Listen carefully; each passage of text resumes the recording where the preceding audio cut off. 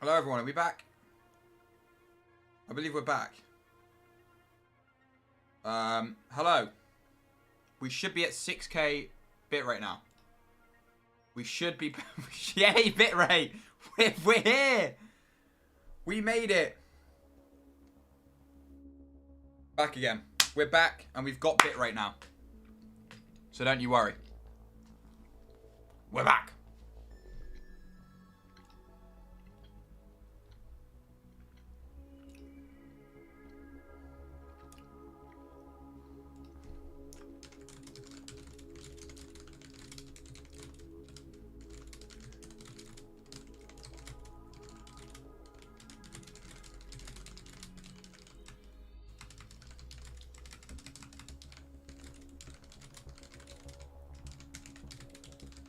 Oh my gosh, it's TH Palm.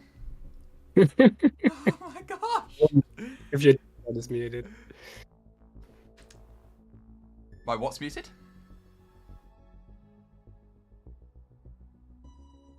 If your Discord is muted, I was wondering. Or if, I'm currently in Discord, so I saw you join. Yeah, no. I mean, like, yeah, you're streaming. I'm streaming desktop. You're streaming. No, what I'm saying is you're streaming computer audio. So Yes, yeah. I'm audible on stream. You are audible on stream. Well then, hello everyone. He's back. It's been a while. It has. Nah, I'm not back. just abusing my leftover administrative power that Bart never took away from me. So even though I appear to be a regular user on the Discord with the yellow color, I still have. He's a secret, I still see everything secret and can do admin. everything. I think I actually asked him one. Like I think I remember I definitely pinged him once, like back in the days, with like, okay, if you want, you can remove Martin power now, but he never bothered. So. and I'm pretty sure Bart is the only one who can do it because he's server owner or something. That's very bad So of him. if they haven't changed it, yeah. Oh man, I guess there's no damage in No, me having that. I guess I have a decent track record with not. I would say Not a decent abusing track it, record. but- Yeah, I would say. Except trolling you on stream now. Yeah, apart from that, you've now tainted your perfect record. Yeah. I wonder if that changes if I hop to a certain other channel on Discord. Just join Bard's channel. Yeah. I mean, I'm not talked to him quite some time, so. Yeah, I should go to bed in reality, but. Sleep is for the weak. And there's a due process stream live right now. How can I go? to bed? Exactly. You can't Right. miss a due process stream. No.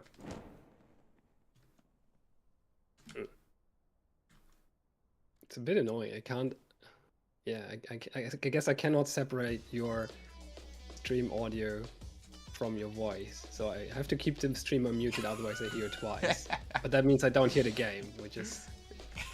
Well.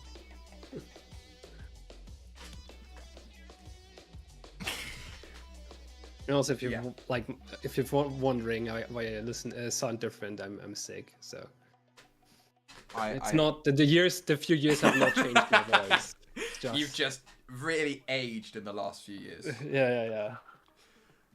Absolutely. I mean, I have. We all have. Chrome's a fully fledged adult almost now. Oh my gosh. I know. It's mental. Mental how time flies. Yeah. Don't tell me. I really feel the midlife crisis coming up. It's a scary thing. Yeah. I don't know, time really started flying in I don't know, 5 years ago or something. Once everyone stopped playing due process, so started going fast. Yeah, for me, time started flying when I started getting into the process, but that was not really the reason. It's just like more family and kids and stuff. Oh yes. Yeah, I bet that does actually. Yeah, that really changes your perception of time. What's going on here? So you got people growing up around you now. I mean, Yeah, I mean, for quite some time at this point, but yeah. It's like my younger son, did you notice by the way? Probably not. My younger son is basically like as old as DP. Is he? Like, yeah, I mean, part of the reason I had time to work on due Never seen process someone trade with a as a whole community team. manager was because I was on parental leave. So, Ah. and like, and because of the opportunity to work on due process, I was able to extend my parental leave, and because like for financial reasons, that's what I mean. So Yeah. that was all connected for me. Oh, But yeah, it was a good time. Was a great experience. A lot of stuff. that's awesome. Had a lot of fun. So Do you ever? I don't regret it. No. It's I mean, I was never around for the peak of due process. Yeah, I guess you joined towards the decline. Didn't let Yeah. me in again. It was, I it wanna was call it all that. my fault. you have to press. As Probably, soon as yeah, it I was you joined, getting- it started It going was you getting downhill. on the dome.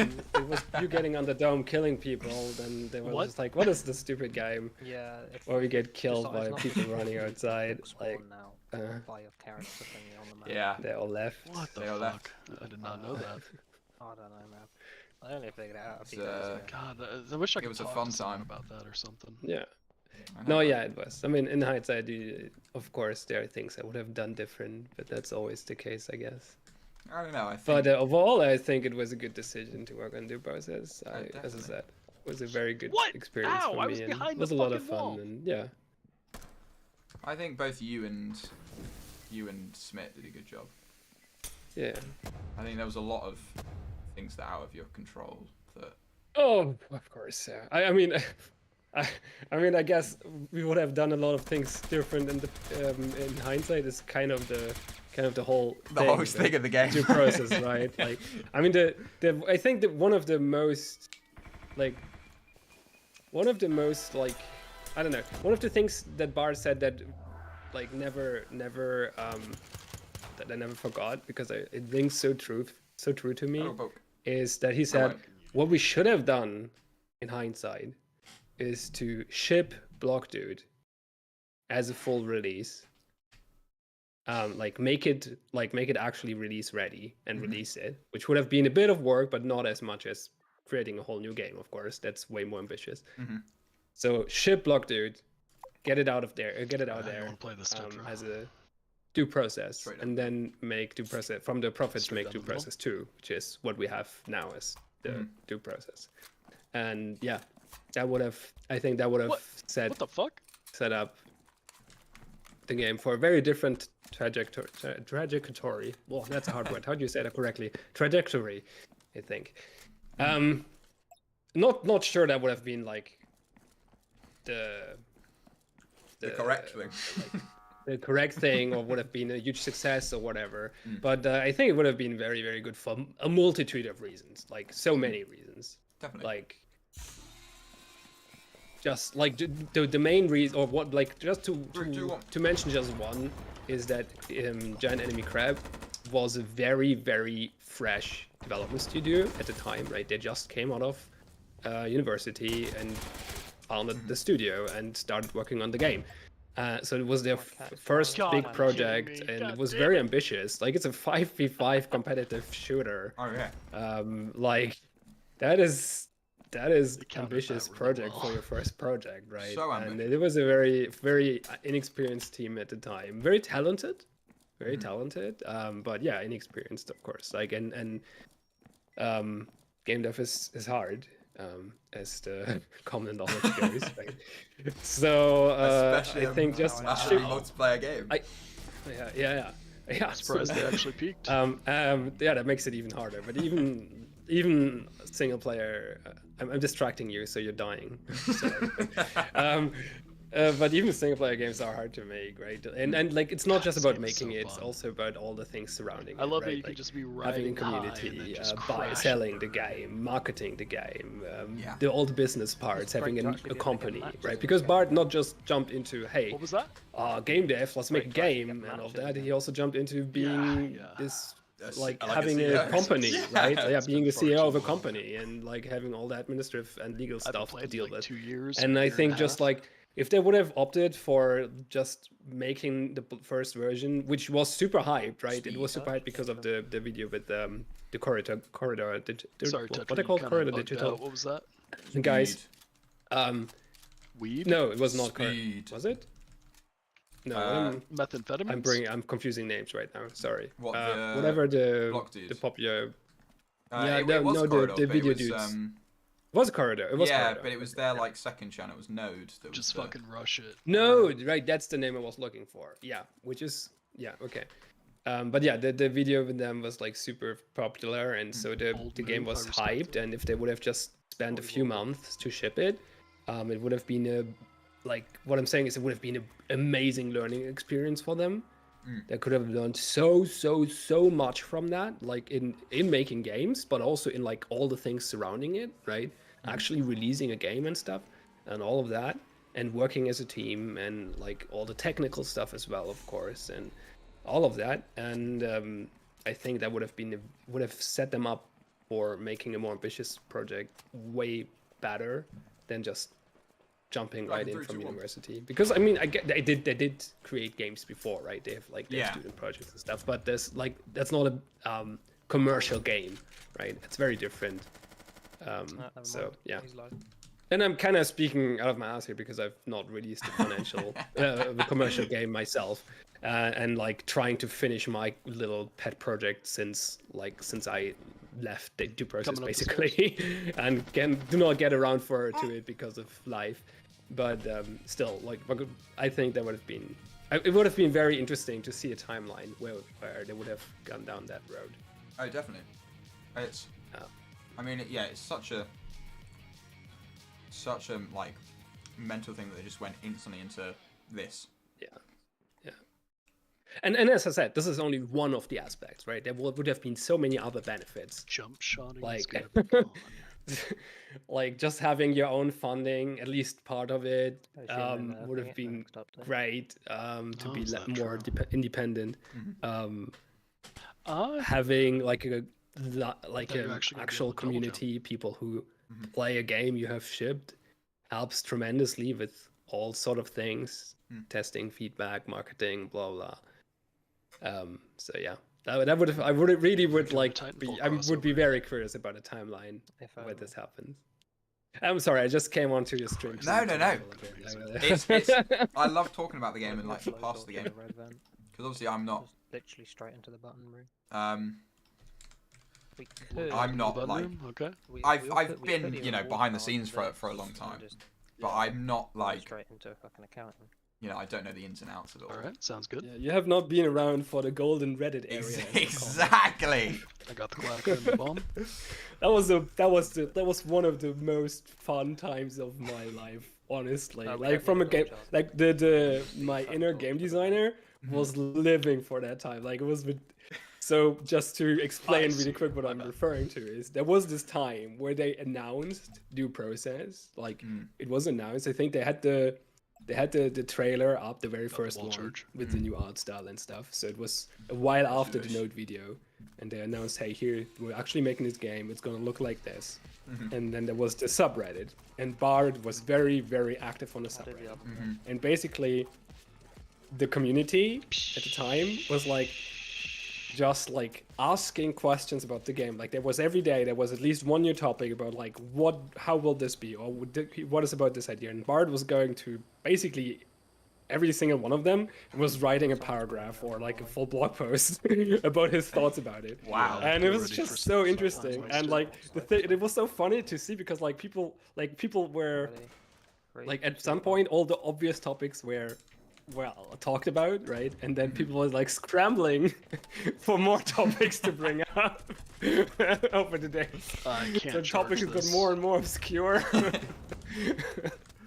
It was great. It was great. No, I was checking this subreddit like multiple times a day just to Oh, see sorry, if there was more I interesting can't- stuff. I Like can't it was charge of that. course Bard had a not- lot not of here. interesting thoughts, but also other people like from GEC or from the community had just interesting discussions. And so from a game designer The perspective, thing it was over just there, so. a really good place to be in. Whenever you're ready. Good.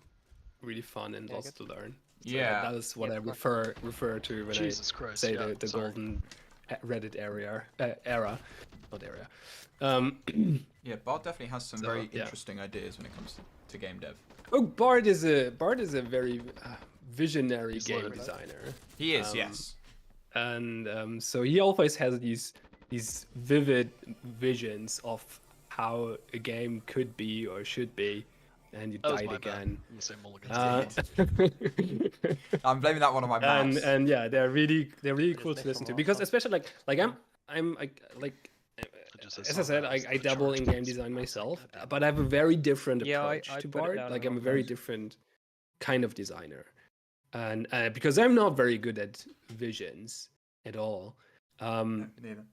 And so it's very interesting to me to hear talk to hear his thoughts or specifically his visions and how he arrives at them and Mhm. how he wants to get there and stuff like that. It's very cool. Yeah, Yeah, fun times. it is Pine. It's Pine. We got Pine up in here. That Yes, was yes, strong it is fucking me. office. Yeah, he's I just great. decided Yes, to it is. troll Holy Tetra on stream. I God, didn't and like- And the And bombs covered Bard on is- all sides. God he's damn. Oh, we have no I mean, clackers. he's very good so we at have to like be free. he's such a nice guy as well, and he's Bombs yeah. covered on all sides. And he's there's very good at fucking spotting windows. when there's like there's something that Yeah, Yeah, we we can can hear can be you, used you're a in bit someone. quiet. Like I remember Mhm. Turn your volume up. you coming to me being like, yeah, Bard wants you to like make YouTube videos for GEC. That was I don't like. That was Oh, actually you're me. very Was that actually you? Oh, okay. Well, there goes my story. Yeah. Never mind. Hey, Bard wait, sucks wait. at looking at. Oh wait! No, I'm actually no wait. Now that I say that, I'm not so sure anymore. Alright, that's So I fine. remember you If we going, get Bard. I think it was me. Bard wants Was you it to make Bard? videos. I don't know. Um, Maybe it was Bard. Maybe it was Bard. No, it Um, could have. No, you're right. No, it was kind of a mixture. No, it was the initial seed was coming from Bard. You're right. No, I now remember. but At you least saw my roughly, awful. it's cloudy. My memory is cloudy. No, he loved your energy, and so yeah, I think the initial thing was There's from a him. smoke and some flashes Um, going if you and haven't I got was full like- inventory. I was then trying to act that- on that and figuring out what to do exactly. And I think I was just basically handing that to you more or less. Was like, if you had the opportunity, if you had the opportunity Yeah, one on to top make a the catwalk. video on the official channel, what would it be? And you And gave me a pretty good sales pitch, so I was Wow. like, okay, Nah, let's do that. I don't know how good it was. Oh, that's how the Golden Clacker was born. So. Well, we're Oh, getting. close. There's gonna be a One golden player. clacker Sick, good back shot. patch in the next update, so it's finally Oh, something nice. in the game. Amazing. Last I think week in the there's- office. I think that the game has One like upstairs. Got anything to actually throw in never there? checked. Grenades? Nading Yeah, I office. got a Oh, flash, but are we getting another bank in this match? Maybe. I did not check maps at all. There was map 2 is a bank. Office looks clear. Okay, maybe we can get a look because I want to confirm something. Because I Window? think like the game has a lot of references to people who were involved in the Jesus. game, right? And I Yes. think there is. I think Bank has one for me. The C-Store has one for me, of course. I just now Of remember course. there's the Scared soda, the shit pine out of soda. me. Yeah. But there's a more obscure one in Bank, I think, and I'm not sure if it is there. I know that there was an idea to do it. It was not specifically to me, but there's like this there's this like thing that shows like which Owie. stocks are going up and down, Good play, good Oh play. yes, that's got all of the team on. Yeah. and it has like all the initials, and I think it Yes. has my initials there as well. Oh, nice. But I'm not sure. Or at least I remember being asked about my initials because of that. So, but I never checked if it's in there. So, if we get there, maybe we can take a peek. But yeah, Yeah, I recognize when I look at that. I recognize Bard. Yeah, that's AB. Oh, is it Bard? Is it spelled out? I can't remember. I can't remember if it's well, AB. but we can check. We can check. On I think yeah. Bickle's on there. Yeah, probably. Zach's on there that I recognize. But yeah, it's Yeah, Cabby probably. Jesse, I suppose. But was Lasercat was. Lasercat, I'm not sure. He might have joined too late. Yeah, because he did. But I'm not sure. He might be. He did I don't know. customization, didn't he? He did. He joined fairly late, and like he was the last hire, Yeah. if I remember correctly. So yeah, I think he joined for customization, probably. Yeah. Yeah. I don't know. Yeah, my memory is very foggy about that time because of sleep deprivation. Because of, as I said, it was my parental leave. So Yeah. Fair enough. Yeah, but that's actually a thing, right? Since I have since my first child, so now 9 years ago, I suppose, my memory has my long-term memory is complete and utter crap. And it got better again. Mm-hmm. It's going in waves, a little bit, but yeah, it's for some of the periods in the last 9 years, I have very, very bad memories, or not bad, very little memories. Yeah. Very few memories. Specifically the first 2 years, I suppose, of It's all my good. oldest So sorry. son's life. So yeah. But yeah, I should have told you also what I was during the doing. due process time, there was That's a my lot, bad, I should and expect I did that. not have a lot of sleep. And it's not like due process helped with my sleep with getting a lot of sleep, right? Because this team is West Coast. They're West Coast. I'm from Germany. All of the tests are usually around sort of midnight, if not later. Yeah, usually 1 a.m. if I remember correctly. There was some regular. I think there was a regular dev test at 1 a.m. and I was like, yeah, let's join that as a community manager. That makes sense, right? That makes And sense. so yeah, my sleep schedule for that time was ridiculous. But Nice. No way. Good job, guys. And also, most of the player base is or at least And we got now a is shield out of it. US. Frag grenade. Get the shield. Get the shield. So I got it. even if you want to play the game right now, it's you gotta be I don't see anything worth getting out of there. you gotta stay up a little later than normal. God, I got roasted. yeah, that's always a problem with multiplayer games, right? That you have Yeah. different time zones you have to, and then you also have different servers with the ping and all of that. It's very annoying, especially if the game is not super popular, I don't know, Rainbow Six Siege or League of Legends or whatever Where is it? other top game you want to mention. I think that's TV. So Honestly, I kind of Right, want. Frodo. yeah, you can. Nah, I think they're gonna repeat what you we can did. really check That was a really good play. the Or thing you is know what now. I'm gonna do? Or I'm when gonna you're dead, fucking wait use for the break the event and chuck a camera. frag in there. flag in. Nice. Nice. That's a great idea. I'm just gonna fly to where are we going? I don't know if you saw recently, but I visited the real bank. Oh no, I did not see It was that. in Slack, but I was on a trip No, to I'm not New in York. Slack anymore. Oh, you're not? So, no. I think I left Slack when I left when I stepped down. There's Gek. I'm gonna block one of the vents with the shield. Is that Bard? That there's Gek. Is that Vince? God, they have a lot of Vince? vents. That's crazy. Might be Vince. That's yeah, I Zach. don't know. I'm worried about this one. Yeah, ZW. is that? that's cheeky. ZDW is Zach. Oh yeah, that's probably Zach. Yeah. Kebby. KPK is got to be Kebby, right? Maybe it's probably yes. I don't remember his last name, but yeah. TFDP. That's me. TFDP is me. Haha, nice. I didn't remember I gave them my full name. Okay. I was expecting TP. But Yeah, I was TFDP looking for actually TP is as well. correct. but Yeah, no. I have multiple first names, so. I do. I do. Wow.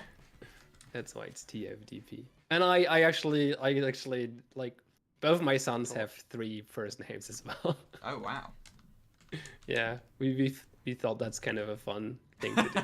So Grenades, they or have choice now. That is They're quite to fun. use any of the others. They're always set the same. I think that's they get a there's nice plenty choice. of choices. I never used a choice actually because I'm quite fond of my first name, Tim. But I kind of like the others are not bad either. It's Damage one, kills Frederick, which is like Freddy, I guess, or Frederick in English. So Distracting them Freddy, right I now. kind of like the There's name two in here. Freddy actually, like as a nickname. Frederick is I don't know, but the nickname Damn it. Freddy always stuck to me. But yeah, no, Yeah, I never they only used bring it. one van And right the now. third one is Daniel, There's one guy in vent, which is also a Ah. good name. and he's got a Yeah, you've got a shotgun. good- Fairly Stay common, back. but yeah. Yeah, but my parents had a good selections of names. Nice. And I got kind of lucky because like I think Shit, until yeah. very briefly before I was born, the first name was like I almost would have been named Till instead of Tim, which I would have not liked as much. But then I guess I could have You could have gone switched for to one of the Frederick. other two. Yeah, probably. As a it's a fun thing. Names. Names, yeah. Yeah, so you did go to the original bank. Went to the original bank. How Let me find like- some photos. I think I put it in shit posting. Where's it? Shit posts. shit posting. Where is that again? Open link. In the no way, that's DPL. Here, I should put it Wrong on. server. I'm putting it on. Okay, ping me.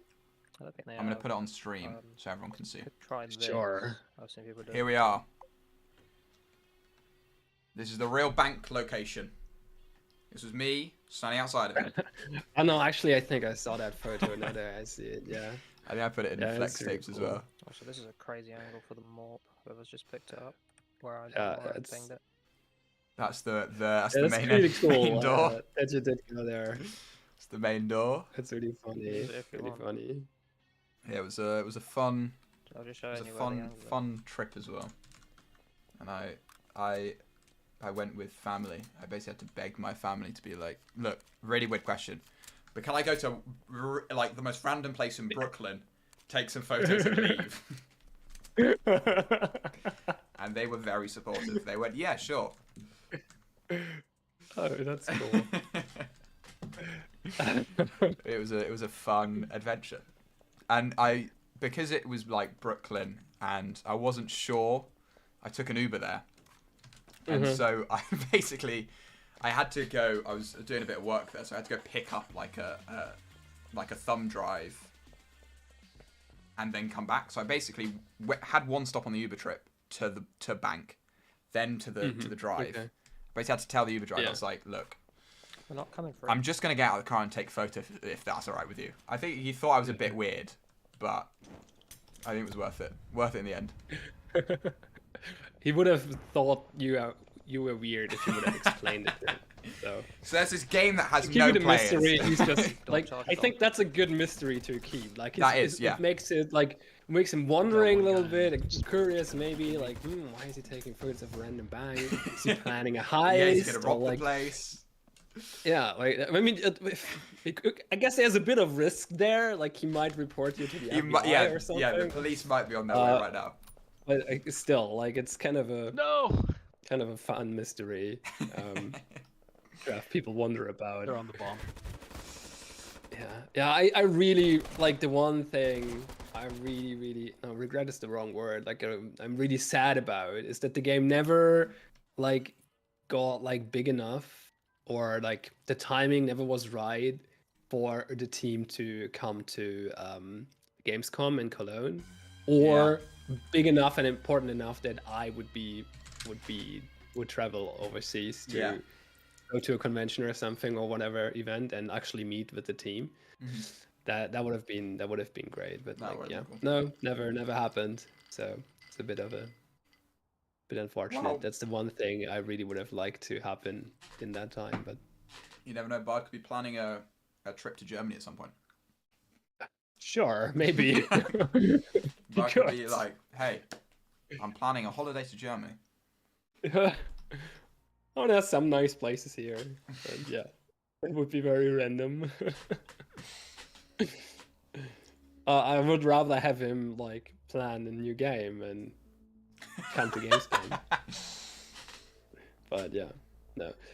Yeah, I usually don't go to Gamescom. It's not my like I was there once or twice and didn't like it much. But if Gek would be there, then of course I would If you mean come. the Lagros, we are buffing the Lagros. So yeah, I don't know, but yeah, as I said, it was fun times. Yeah. For sure. I really tried to get good at a first-person shooter and never really got anywhere. But yeah. Hey, you don't have to be good. You don't have to be off. Yeah, I mean, did you see Bickle's gameplay? That's fair. That man being Um, the fact that we use his gameplay for screenshots is crazy. yeah. Yeah, that is funny. Yeah. That is crazy. Yeah, but Bickle was, I think, like like I think like. Oh no, let's not go there. It's fine. I just like Bickle. No, Bickle is great. Like Bickle from is a great. like working with Bickle was amazing. Like I think was one of the most enjoyable things in my job was like when I worked with Bickle. That was always like it was really fun to talk to him, and like it was so insightful, and like he was always like, yeah, having like a very good overview over everything. Yeah, that was he was really. very dedicated as well. Yeah. I love working You'd with get him. in at like 6 a.m. and just instantly just on it. I have some problems connecting to the stream. Might be my internet though. It's very flaky these days for some reason. Let me have a look. Let me double check it. It's not your No, internet. I think it's fine. I think it's just my internet being spotty. That's fine. Yeah, no. There was something I wanted to say, but it slipped my mind.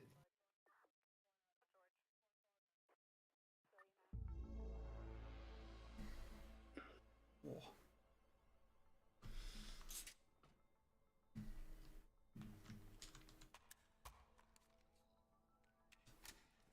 Yeah, but the one big thing I really didn't see coming was DPL being as successful as it was as early as it was.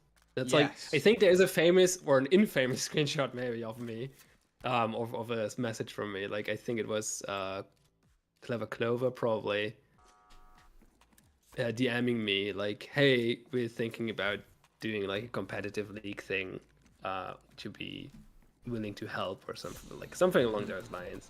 And my response was like, "Yeah, I don't really see people being dedicated for that enough right now for the current." That was like early alpha, right? Closed alpha even. So that was not like the game was not live yet, and everything was under NDA and shit. So I was like, yeah, no, I don't see people being like dedicated enough to the game right now that they would be willing Molly to not like if funny. you do a tournament, sure, but like setting up a full season Yeah. with teams and stuff, I don't see that happening. But yeah, I'll why not? I'll join and help, and we'll see what happens. And I was completely proven wrong. Like it was ridiculous. So dedicated. And it was like, and you weren't there yet at that time, right? No. Because that was closed alpha under NDA, and there was Yeah. like under NDA there was a full season of DPL, and it was a Really? full season over like I don't know, I think 8 teams or something like that, and Jeez. or 8 or 10 teams, and like only 1 or 2 of them dropped out through the season. All the others like that, I think like at least I remember Red Team being a thing already. Like that was born there, I think. Wow. If I remember correctly, I might misremember that, but I think so. At least like there was some of the like Red Commissar was around for sure. I'm not sure if it was Red Team at that point, but yeah, and it was really good. And we did do streams. I forgot how we did it because we were not allowed to make them public. So what we did do some stupid. Did we stream them on Discord or something, or was it like a? No, I know what we did. Yes, I remember. We streamed on Steam, only on Steam. Oh. Because on Steam you can set a stream to be only visible to people who have access to the game. That's smart. So we did. We asked for permission, and I was not community manager at that point, right? That was closed alpha and stuff. Well, I guess I joined during closed alpha, but at that point I wasn't. So we asked for permission. Well, maybe I was already. I don't know. Maybe. I don't get the timelines correct anymore, but it doesn't really matter. So we asked for permission to like, hey, I know it's under NDA, but can we stream if we make sure that only people who have access to the game can see the stream? And yeah, Gekkel said yes, or Bart specifically, I think. And yeah, so we streamed on Steam. I think that was like, we were like, how can we stream this? We need to stream this somehow. Like, and we would Discord private stream. Yeah, sure, but. And that yeah, had doorway. so that was fun. So there was a full season under NDA, That's pretty awesome. and that was, and yeah, I was Close. completely blown away by that, by Far the on play? dedication. Like, and that was that really Pretty showed close? me like there is something to this game, right? There is something to this game that makes people really, really dedicated. Like, not everyone, of course, and apparently not a majority. Yeah. But like there are, like, it speaks to some people. It speaks in a way that they just become like really, really dedicated to it and don't stop, and Yeah. or only after a very long time. And that's like, I don't want to say that's super rare in the game industry, right? But there's like, not every game can do that. Like, there are a bunch of games where people are like, hey, this was fun, and then play it for a while and then stop. And but like, yeah, if you find like a really real loyal core audience, then there's like something to the game that's like magical in a way. We just And open the. that's not enough on its own to make the game a success Oh, or definitely. popular or whatever. But it's like, from a game designer perspective or point of view, it's a very Yeah. It's a like good stepping stone. nice thing and interesting thing to try to identify and see. So Definitely. yeah, and people, as I said, like, people were ridiculously dedicated, way more than I expected at that point. And Yeah. so yeah, It is crazy how many people Mm. are so dedicated to the game for it being such a tiny community. yeah. I mean, and you somehow revived it right now, which is like Wow. blowing my mind. We'll, Honestly. we'll see. Like, well, revived in the sense that people are regularly playing it. There are 10s and like 10 minutes and whatnot. It's like, check the stats. Steam DB. We hit 100 concurrent Yeah, on the first sort of 3 days, and it's slowly which is declining. Hello, Charles. Thank you. crazy. It is. I think my internet is. You are back. Open Yeah. front. Okay. Yeah. Like okay. Let me try to adjust the time frame correctly. Like, Go on, since February. Yeah, you like have a regular player base playing right now. I mean, of course, it's doing the usual thing where there's a big spike at the beginning and it's slowly going down. And it's always a matter of how steep is that decline Yeah. and how frequent can you get it back up. Yeah. But yeah, this looks this looks very similar to what it looked like back in the days, where it's just like people logging on Yeah. regularly.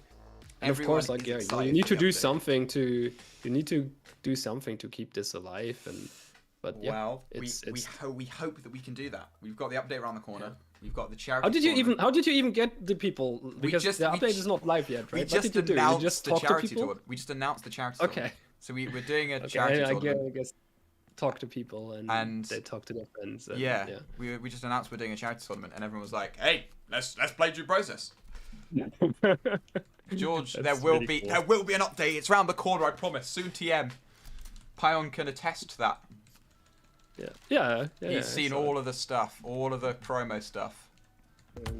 And yeah, and like if you scroll back right in time on the graph, like there's like before that, like there's usually like less than 5 people Yeah. peak per day, sometimes 10 or something like that's a full match, but usually not enough for a full match. So the game was very, very dead pretty much for Yeah. quite some time. Guess last actual spike was August 23, and from then, well, I guess October 23. And what is this? There was something on February 24. Huh. I think there were a couple of spikes. Here. We had Yeah, but these are super small spikes. Oh, yeah, we like, had, they're very, very smaller than what you just recreated. So we had good job at announcing the tournament. Thank you very much. We had a lot of there was I ran the DP10 server. That was a thing for a long time. Okay, gamers. And Yeah. so every that sort was of like interesting. 6 months, there was a group of us that would just hop on and play 10s. It wasn't Mhm, like an yeah. actual, like new players coming to play. Yeah. Just like Yeah, sort of that makes DPL sense. scene coming and playing 10s again for a couple of weeks. Yeah. I mean, right now it's probably not many new players either, right? It's just like It's The old sort yeah, it's kind of returning. It's people that maybe some of them bring some friends in, but that would be the minority. I would expect. Yeah. But it's I'd say that it's more like Red Commissars coming back to play. People that Yeah. are like alpha people who are like, Yeah. oh, Oh, the no, process has players. yeah, I mean, like I think the like what I've seen from the patch, it looks very promising. I think people will like it. Fingers crossed. I mean, yeah, as you said earlier, I think like you basically finished a bunch of features that were almost done, Yeah. but never quite made it. Mm-hmm. So the patch is All right, I take surprisingly full of content. It is, yeah, there's a lot of content in it. For four of us, It's- there's a lot of it. Yeah. I was very surprised to see that. I was like, hey, wait, did they actually get the actual devs back on the game or something? But yeah, the explanation you gave earlier makes a lot of sense. And I actually knew kind of that like these things were lying around and Yeah. never made it to production. So it makes sense. But yeah, it's really good. It's fun, and you know we've got map updates again. That's gonna be a thing. So like we're back for that. There's a lot of stuff coming. But it's been fun, and we've obviously reverted a lot of the sort Tetra, let me know if they blowtorch the the vent, community that's all. gripes. What we're calling them. So like Sway. We're Yeah. removing Sway. Yes, Gone. Sway was always Oh, they very went for controversial. It was. I never I never really got into that debate because I'm just not a good enough first-person shooter player to actually comment on that at all. Like I think like when it comes to game design, like I can look at systems and stuff like that and see what effect do things have and think about these kind of things. But yeah, when it comes to feel, like game feel, and specifically first-person shooter game feel, I think I'm the wrong guy to Fair enough. to talk about that. So I never really like got into that discussion too much because I'm like, I don't even really notice the difference. It's like, yeah. Yeah, I think But it's of course very, very important for a first-person shooter. It's just it like, is. yeah. And it's done a lot. It kind of irritated me as well, like for quite some time. That's why I always tried to get better at the game because like I was the community manager, right? I was like the game feel of a first-person shooter is of course very, very important to it, and I was aware of that. It was just like I was not very capable of like talking about it or commenting on it or Yeah. whatever. So that was always a gripe with me. Nice double kill. Thank you very much. Thank you very much. I got an 8 as well. Yeah, very good. So yeah, but I know people. It was always very controversial, and I had some talk about it with some people that made sense to me. It's just that I cannot like make my own thoughts about it too much. But Yeah, I feel like the way we're looking at it is the fact that for a long time the game was marketed as like a competitive shooter, and there's a lot of yeah. things that are like,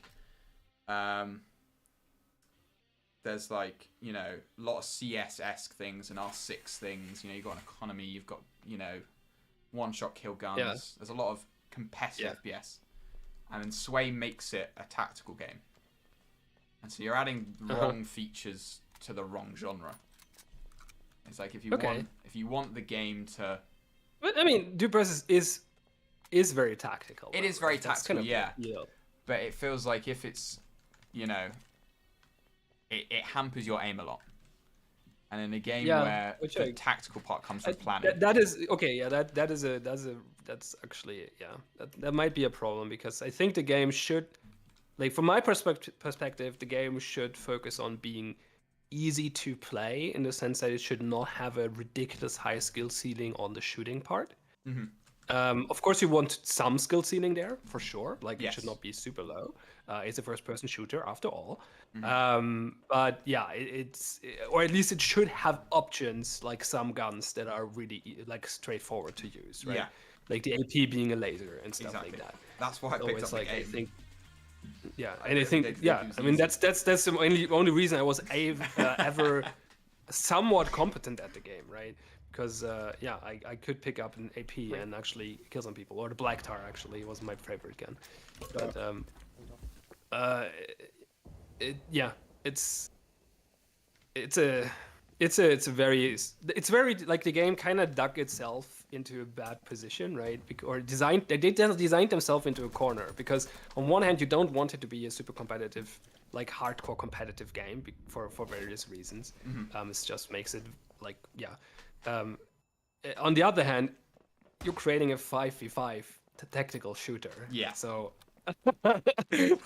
Yeah, and you're- the competitive community is what kept this game alive for the longest time. Yeah. So that's also like, okay, let me get into my game designer shoes a little bit. Go. So from my experience, from what I've seen from various games that have lived and died, one very common theme is, and Dupersis had this as well, is that the game is very, very competitive in a sense, and people really, it speaks to people and they really like it, and they have a very dedicated competitive scene, but there's no supporting casual scene surrounding it, Yes. because the game is too focused on that part. So a recent example, I don't know the solution for the process. For the process, it's a bit tricky, and I don't know the answer. But for a recent example is Omega Strikers. I'm not sure if Yes. you played that. It's really amazing from a competitive point of view. It's really like has a really interesting skill ceiling, team dynamics, all that. And if you watch some, like there's some like college league and stuff, and if you watch that, it's really There fun is to no watch and entry really to interesting. pay for the tracks. And when I played just it enter for a with while, your it was team like for free. really addictive. But the game is too competitive from a game design point of view. So there's not enough random, there's not enough crazy stuff. And I think if the game would have leaned more into, it wouldn't have leaned into, or would have leaned more into being a bit more wacky and crazy and random, then, and actually, okay, I'll come back to that in a second. I think I know I have an idea what the solution for the process would be. Okay.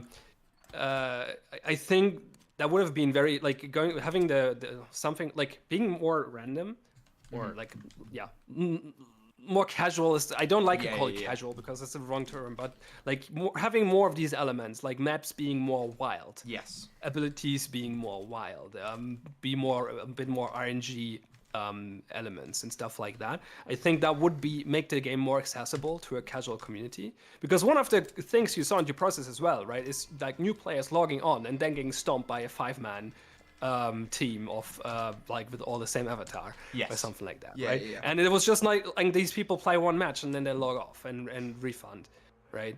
And it's just there needs to be an appeal for a casual community as well, unless you're super successful. Like if you're Counter-Strike, okay, fine. They're going big, But shield. Counter-Strike also has a casual scene, right? There's a bunch of random servers with Hear that? wacky maps and Yeah. strange game modes and all of that. So that also exists there. And it's not the main game mode, but they managed to have. And I guess another like historical example of that would be Warcraft 3, where like the main game mode was ridiculously competitive, and had a strong competitive scene, and was very fun and very good. But the game really only lived, or not only, but one of the major reasons why Warcraft 3 was successful was because it has the custom map editor, and people were playing custom all maps five all the each. time. They have And that's MVGs how on, they're gonna Dota get was power. born, right? They're gonna go Like pit. Dota was a Warcraft 3 map. And that's why League of Legends exists today, and is one of the most popular things on earth, is because Warcraft 3 had a like healthy mapping scene basically, and so I think Due Process kind of designed himself, or GEC designed himself with Due Process into a similar corner. Oh, wow, nice kill. Push out. To get the other one as well. I have a bit of delay, so nice. Fuck. No. I guess you die now. I died. I see everything with delay. So.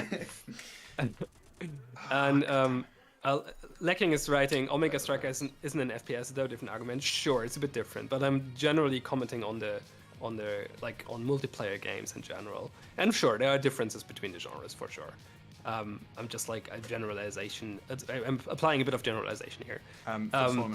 So I think in hindsight, I think 22nd a week after. one of the reasons why I Date, first date, also never really like I love Dude Process, right?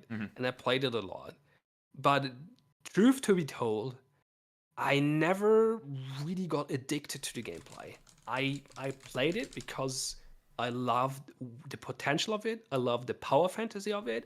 I loved a lot of the game design aspects. I loved the team. I loved the community.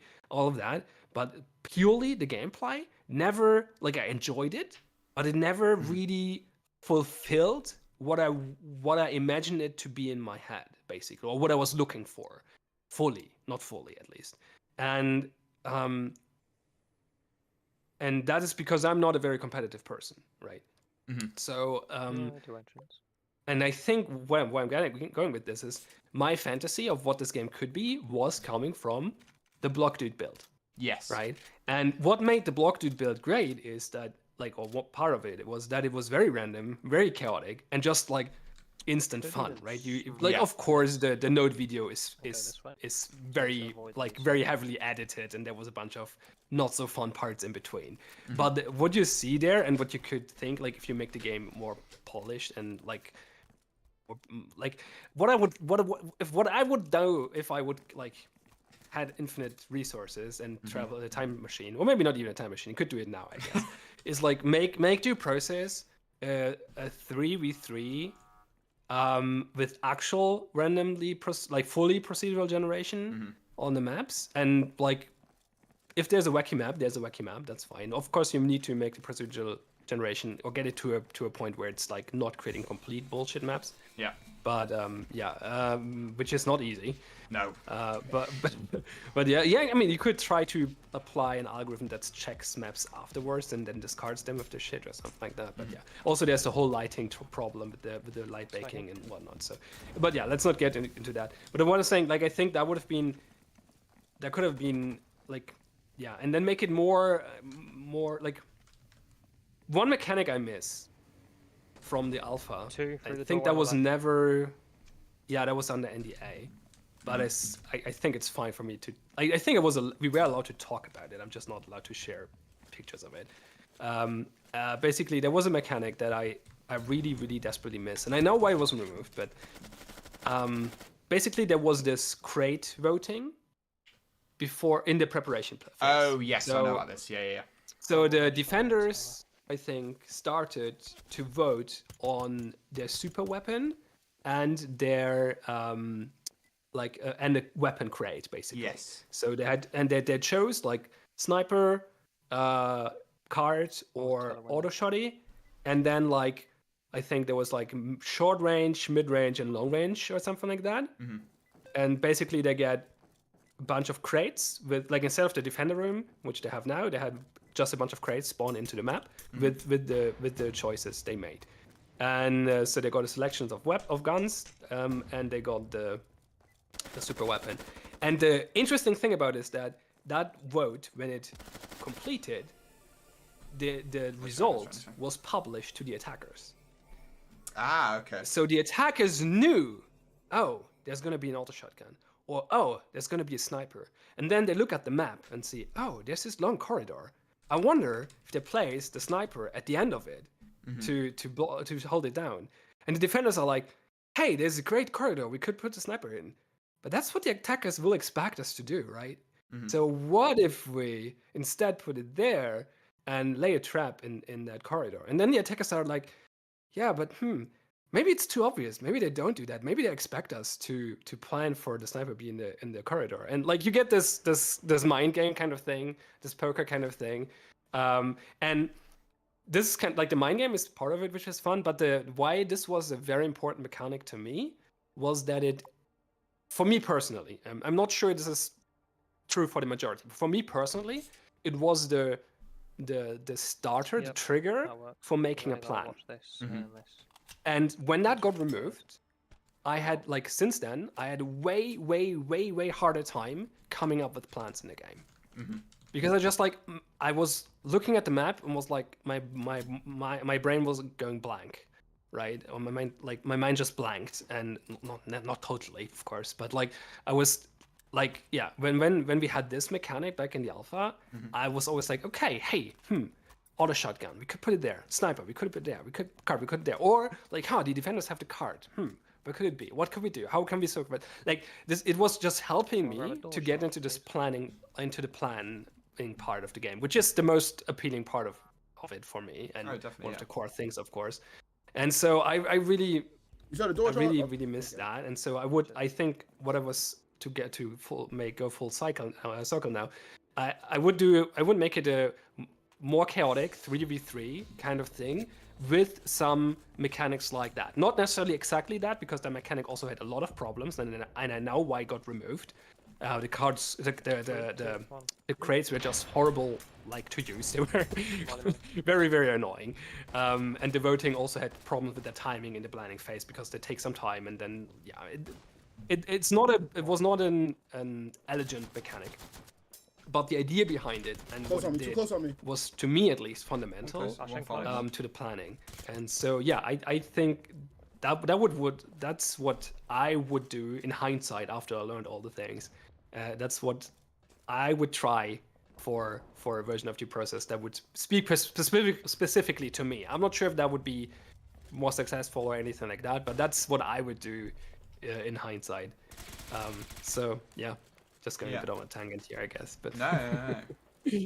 Yeah, it's definitely it's such a weird one to balance, because the game is it's so different from like CS.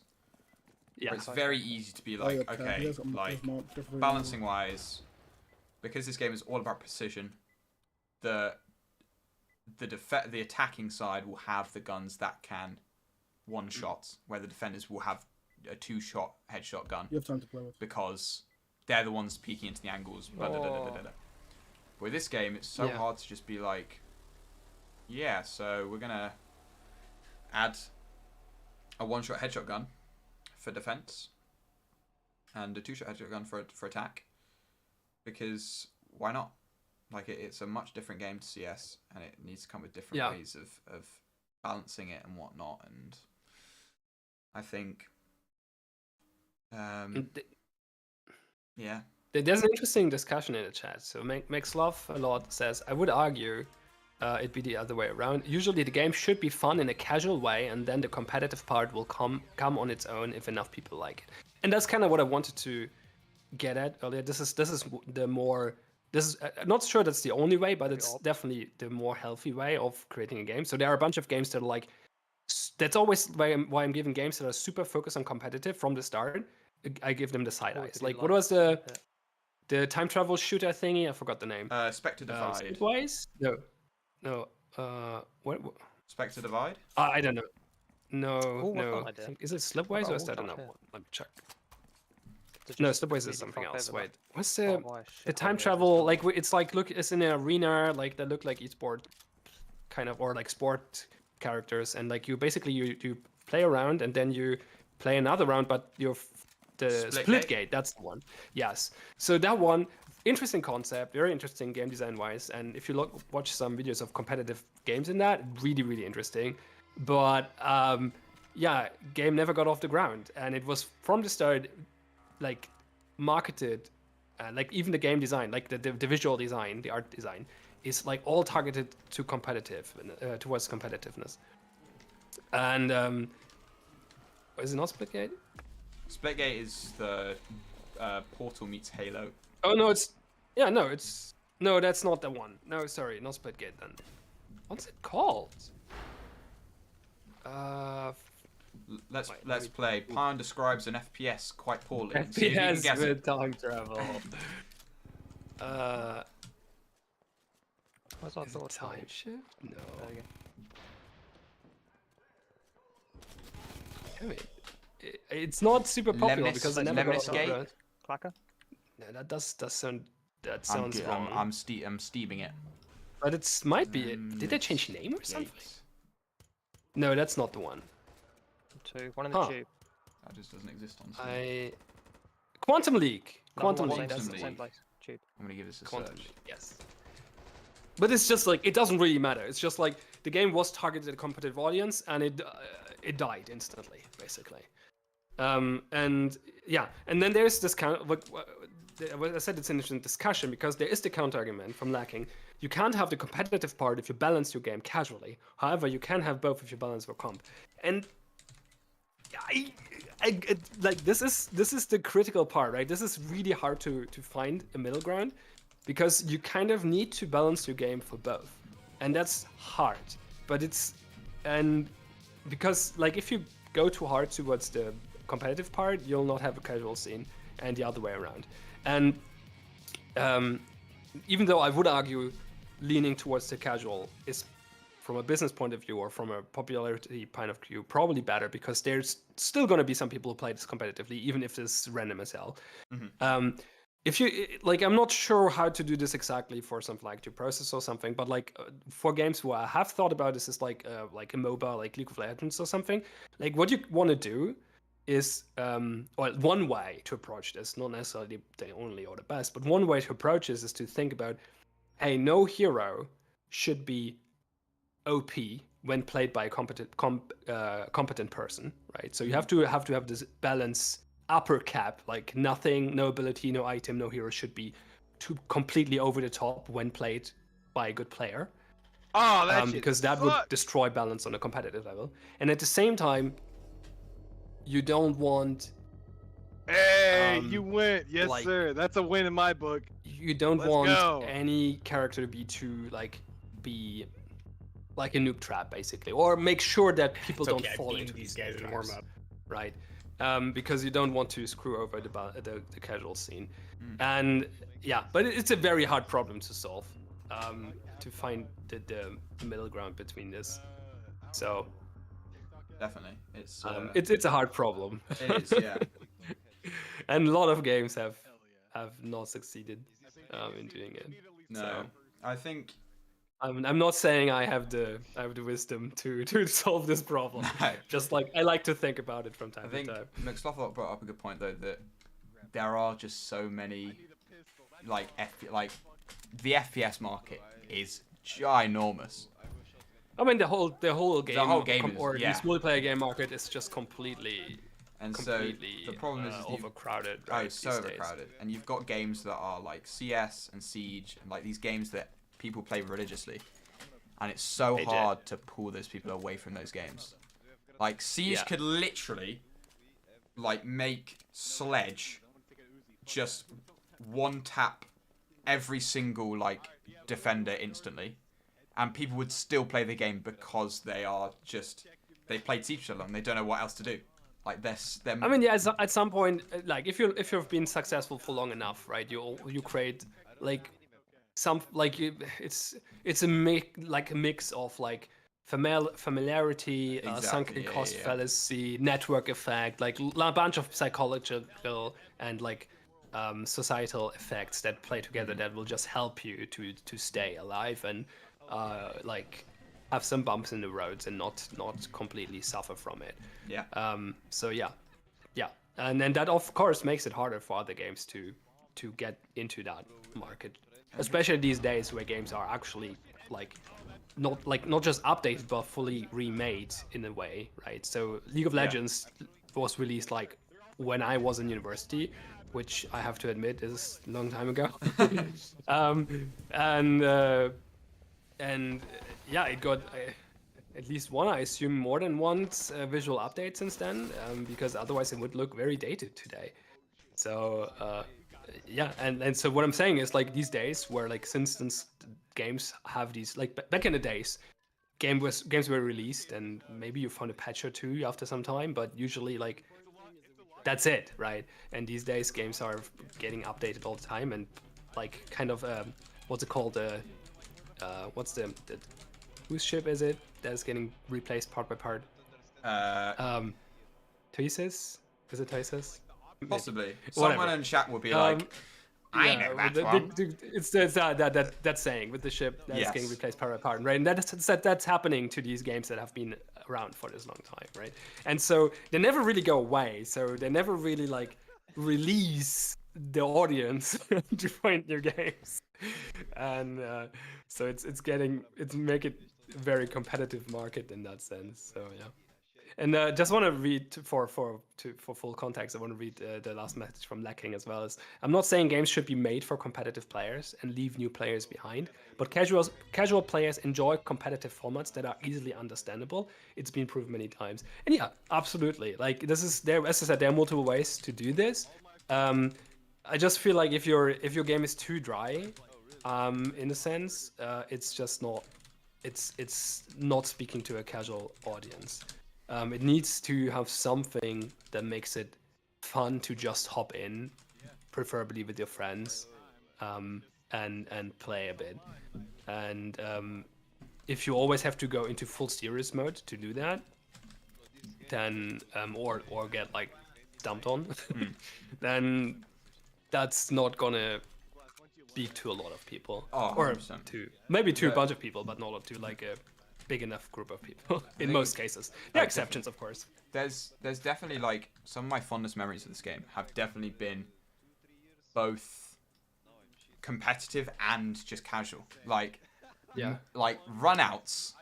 Hate that they got removed. But that was one of like the greatest moments. That's how you started, right? Like, that's like, why you're called. That's why literally why your Discord name is Tetra Underdome. It is, right? yes, yeah. That is literally why my Discord. And I think it's still your handle. I mean, it's not your display name, but it's still your handle. So it's what I use if Tetra's taken on certain games. Yeah.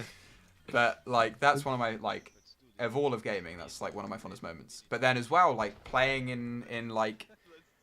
Oh my god, controls on the game! Sorry. What? Oh my god, it's control! It's up. Oh. I'm dead here. It is control. That's crazy. It's control. Sorry, I just had to. I didn't even realize. I've been so focused on doing things. The controls in the game. It has the GNOME logo. Oh my god, he's got 4K games. It's really funny. We're so bad. Legging says that DP had that casual aspect. The only problem is the lack of skill-based matchmaking. And okay, I want to say two things to that. DP has, you can play it in a way casually, sure, but like the game is just in a way so competitive. I don't know. I'm not sure how to make it more casual, but it's just like so. I'm not disagreeing. I don't really have a good answer to that. I'm just saying there's something lacking, I think, for casual players to stick on. And the other point is the SBMM, skill-based matchmaking. And this is just like not this is such a hard problem. It's such an incredibly so hard problem. Like from a technical point of view. Like SBMM in team games is ridiculous. Like, oh my god, control. It's not solvable really on a team game if you don't have a huge player base, and even then it is tricky, right? Like even then, like even big games like League of Legends or Siege or whatever will not always create good teams, because it's impossible. Like it's from a mathematical point of view, it's just not possible to do this without with actually finding matches. And at the same point, like there's so much variance and all of that, and it's so hard. Like it works ridiculously well in something like chess because it's 1v1, but in something that's 5v5, it's just like impossible. And I don't have a better answer. I think still skill-based matchmaking is probably like, I have some weird ideas, but yeah, let's not go there right now. But it's like, it's not like, yeah, it's the best thing we have. Like it's kind of like democracy. It's not great, but it's the best thing we have. Like the other options are worse. So it's yeah. Yeah, we're gonna take a risk. It's impossible. It's one of these impossible problems to solve. Yeah, we're gonna take a risk, and we're putting ranked skill-based matchmaking with the new update. Yeah, I'll see. I wonder how. I'm curious how that goes. We hope that we'll get enough people coming back that skill-based matchmaking will come to effect. Because the problem with skill-based matchmaking is that our game has been so small for the last 3 years. That how the hell is Jet there? That you know, we hope that we get enough players that we can start doing skill-based matchmaking, and have enough people that we can start playing games of skill-based matchmaking, and not just be like high players queuing for like 15 hours to find a game. You got flagged. Yeah, I mean, yeah, it's but like it's the problem is also that like the problem is finding players that have a similar ranking and creating teams, and then the bigger hidden problem is that the SBMM, like your ranking, your rating will not actually reflect your skill. Doesn't reflect your skill very well for a variety of reasons. It has a lot of variance in it, so it's just fluctuating a lot. And also it depends a lot of constellation, like team constellation, who's playing with who. Like if all people like because there are different roles and synergies and stuff like that, and all of that. So it's just like and if you have like a player base of like a few hundred concurrent players, good luck even finding matches that look good on paper. Without having queue times of an hour. So yeah, it's tricky. It is, but fingers crossed. Yeah. McStuffle right. I actually could imagine a TDM mode, so Team Deathmatch mode, with randomized maps to have a more casual mode, but that would probably take a lot of work to change the map generation in a way to create such maps. There were some prototypes for that around it actually, but yeah, that's definitely one way to go. I'm not sure it would like save the game or whatever. Had push for a long time. Yeah, we had push, which didn't go down too well. Not many people played it. It was like push had this. I don't remember the details, unfortunately. But what stuck with me, like what is my memory of that is that push was over designed. It was basically Gag looked at it and was like, okay, we might need to find something that's a bit more, not casual, like more drop in, drop out kind of thing, right? Where it's like easier to get into, you don't have to sit down, dedicate too much time and like preparation and all that. So just get in, play a bit, and still like try to fulfill the vision of your process, right? With planning and attacking and all of that, teamwork, and I think like on paper that solution looked really good. It was checking all the boxes and there was a lot of thought put into it.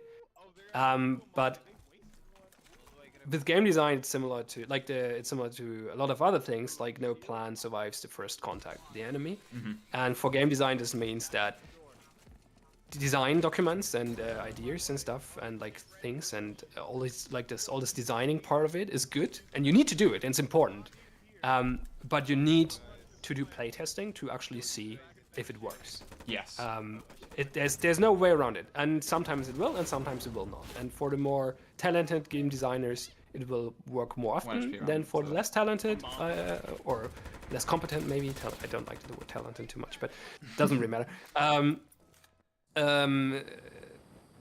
But even the most competent and the best game designer in the world will have a bunch of ideas and concepts and designs that will just flop and not be fun for the players. And push in my memory was like a little bit too over designed and a little bit too like I cannot really put my finger on it because it's like I cannot go into detail because, as I said, I don't really remember too much. But yeah, it was just like a bit convoluted in the sense. It was not straightforward enough, not elegant enough, I think. Yeah. And so yeah, I think what people wanted was just like literally just a TDM, just like random spawns. Just and there was like we had this warm up thing for a while. Where it was just yes, yeah. I think it was even free for all, was it? No, it was team, I think. But yeah, we had this warm up phase where we were in this big kill house kind of area, and yeah, that was something. But yeah, I never like was an actual casual mode, I think. And I'm not sure, like the problem with having more modes is also that, you know, you're splitting the player base again, right? So exactly. It's always really hard to like balance these things, and yeah, game dev is hard. It is. So what up is that again? Game dev is hard. Game dev is hard. That's just the takeaway. Yeah, I mean, it's nothing new, of course. But, No. but yeah, even more like as I said earlier, like I wish Bart would have done what he said he should have done in the hindsight, which is shipping Blockdude build S2 Process 1, and then using the experience learned and the funds earned to go on and make the real game, quote unquote. But yeah, and I think like about splitting player base, right? I think Bard had I'm not sure if it was Bard, probably Bard, but generally Gek had a bunch of really good ideas how to mitigate the problem, not solve it, but mitigate the problem with like these ways where you could queue for multiple regions, right? You could queue for ranked while playing casual, and all these kind of systems that other games are like. I was really wondering. I'm really curious why other games never, or at least to my knowledge, more popular games do not like try these things, and they don't do it. And I guess if you're big enough, you don't really need to. But it seems like a missed opportunity because from an engineering point of view, it's not super hard. No. It's not trivial, of course. It's networking, but it's doable. Like and for big experienced teams, it should be a piece of cake to implement something like that. It doesn't require any. It doesn't require any of the really time-consuming parts of game dev, right? It doesn't require art and stuff like it. It requires like one person sitting down, in a room. fleshing out the concept, right? And then a couple of people maybe, or one person like implementing it in a few hours or days, and of course testing and all of that. But yeah, it's like comparing to like adding a new map tile set or like adding a new gun or something like that. It's a very different scope. Yeah. Cool. I guess adding a new gun maybe, but well, probably not. They're all heading towards a gun beach. maybe, They but brought a not wall like a charge. new utility or something that actually needs more. Yep. At least 4 on beach. Yeah, we sort of have been we've gone down that route already for this revival update. Wall Like charge of, into yeah, new gun. being like, well, a new gun, and also being like, what can we just like add to like attacker util to flesh it out a bit more? So there were thoughts. But these things require a lot of effort, right? Oh, like, a lot of effort. Yeah. Yeah, and just like changing some menus a little bit, and that's not too hard. Of course, you need to figure out the networking stuff, and depending how your code base looks, that might be more tricky or might be tricky.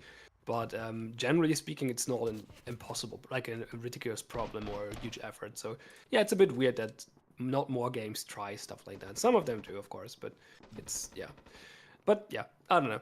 It's not really fully solving the problem of splitting the player base, of course, but it's definitely mitigating it a little bit. Yeah.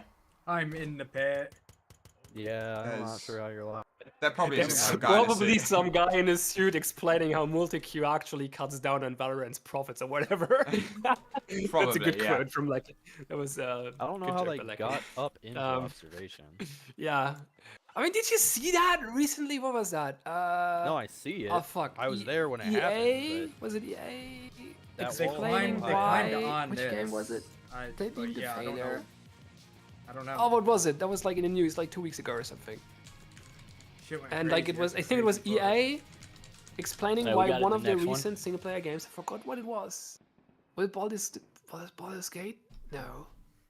No, something did not match expectations. And it was widely successful, so their expectations are always completely ridiculous, of course. Oh, yeah. But the reasoning was like, yeah, it's not as successful as it is because it's not a live service game. And I was like, what? This is what are you talking about? It's a single player RPG or something. I don't remember what it was. It's ridiculous. But yeah, it comes down to money and like the suits usually are too detached from anything. Definitely. From games. They're not there to like all the big company suits like C-Level are not actually there for the games, right? They're there for business. And that's why and that kind of makes sense from a business point of view to get business people there, but it completely detaches them from reality in a way. And if they're good at their job and they have a good Thank you, Mustafa, company for being a that part, gives them like a lot See you of later. like have people who have who are attached to reality and can give them advice, that's probably the way to go for a successful company, because you don't really want the gamer nerd being the head of EA or whatever. That probably doesn't work out in most cases. Like I think there might, like maybe there are some exceptions, but usually there's not the overlap of skill sets you need. But sometimes they are not so good at getting the information and the connection they need from other people and or experience, and then something like that happens, and that always like then everyone in this scene is actually like shaking their heads and like, what are these guys talking about? Have a good night, Max. Love a lot. I should go to bed as well. But, Yeah, exactly. They are just, yeah, money is, and the thing is because of how Siege is, and Siege is in such an awful state right now. yeah, that's what Lecking's saying right now. As Like, well, it's right? in such more, an awful. more content, more skins, more money. Yeah, and it's just balance screwed. they don't care. It's just people are still playing the game. If you want them to it's realise- a money-making machine. I mean, look at Siege is one One thing, in. but look at Fortnite for fuck's sake. Three in. Like, what was that? The fucking Star Wars movie? Like to get the full story of the latest of Got the one. last Star Wars movie, you had to be in Fortnite. What? Yeah, Oh, did you I not? got Oh, another did one, you but not he hear got me. about that? No. There was this like the ninth movie, right? Yeah. Just hung up. The basically the time skip between the Hell 8th yeah, and the guys. 9th Good job. Yeah. was or part of it was explained in a Fortnite event. There was like the Emperor is like the part that the Emperor is still alive. Sorry, spoilers. Was revealed in a Fortnite event. It was completely ridiculous. It's What like, the fuck? what the fuck are you? And I'm not so much criticizing Fortnite. I'm more criticizing Like, Lucas yeah, Lucasfilms. Lucasfilms. Because like, what the fuck are you doing? But like, this is where what these kinds are. Like, the Fortnite is not a. I don't want to say it's not a game because that's a stupid debate. But like, it's not like maybe it's more important that it's like a service Hey, and a Tetra, platform I for got an selling important, stuff than it question. is a game, right? Shoot And it's still a away. game. I don't want to With take the kind that of away. money you're But, bringing like, in, it's are not you gonna spend that dough on it's a not nice just a fucking game Lambo? anymore. It's also Yeah, a platform fuck for making yeah. like for selling stuff and making money Oh, and making corporate what I like to deals. hear. And every game, of course, Man or needs a to somewhat treat successful himself. game is to some Exactly. degree. But for something like Fortnite, it's like on a totally different level. Oh yeah. And yeah, Fortnite is a is very good amazing, point really, I by, should for, know by that. lacking. Fortnite is very, very good It's- for casual yeah. players. It's very easy to get in. And like I dipped into Fortnite a bit at some Last point, round. and I enjoyed it. got And I was this. not expecting that. And was like, Yeah. hey, this was actually fun. And That's then the nice. tension you feel when going like in a royal what's it called? Death Royale kind of thing is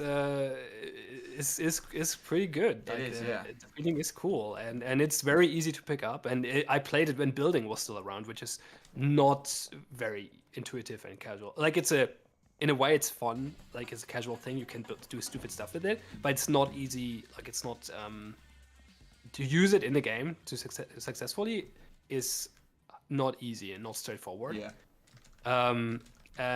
So other people who will use it to their advantage will probably screw over new players. But apart from that, the game is very, very easy to get into Oh, definitely. and pick up and just instant fun. I'm not sure how it is these days, but yeah, I assume that's still It's the case to some degree. Sounds like fan. it's definitely, at least when Yep. I Oh. like, it felt like the reason why the game That's an 8. thrived for so long was because of the I'm gonna try to throw a incredibly Molotov high at skill ceiling the building made. Sabers up there on the left side. Got it. I got the Quite Molotov. possible, at- yeah. I I, felt like- wouldn't be surprised. But the thing is, it was not getting in the way of new players, right? They could just ignore No, it and be exactly. Yeah. fun for some. Like it would get stumped on from sometimes from players who would use it, but yeah, for the most part, it's okay. Yeah, it has a very high skill ceiling. I find it super janky and weird, but yeah, do you know, like just to test your game history knowledge a little bit, do you know why Fortnite had building? Because it was a PvE game. Yes, Yeah, there's And still it's, some up there. it never fan- was a Some point It for never was green. about Some Royale point to for start green. with.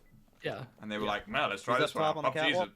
Pretty cool. Yeah, PUBG just blew up, and they were like, "Yeah, let's try Nice. that." And then, oh wait, Good people like that stuff, way more guys. than what we actually did, and I know. they changed Go gears. with the Which is sauce. this is like basically for me at least this is this is super unique. I've never seen that before.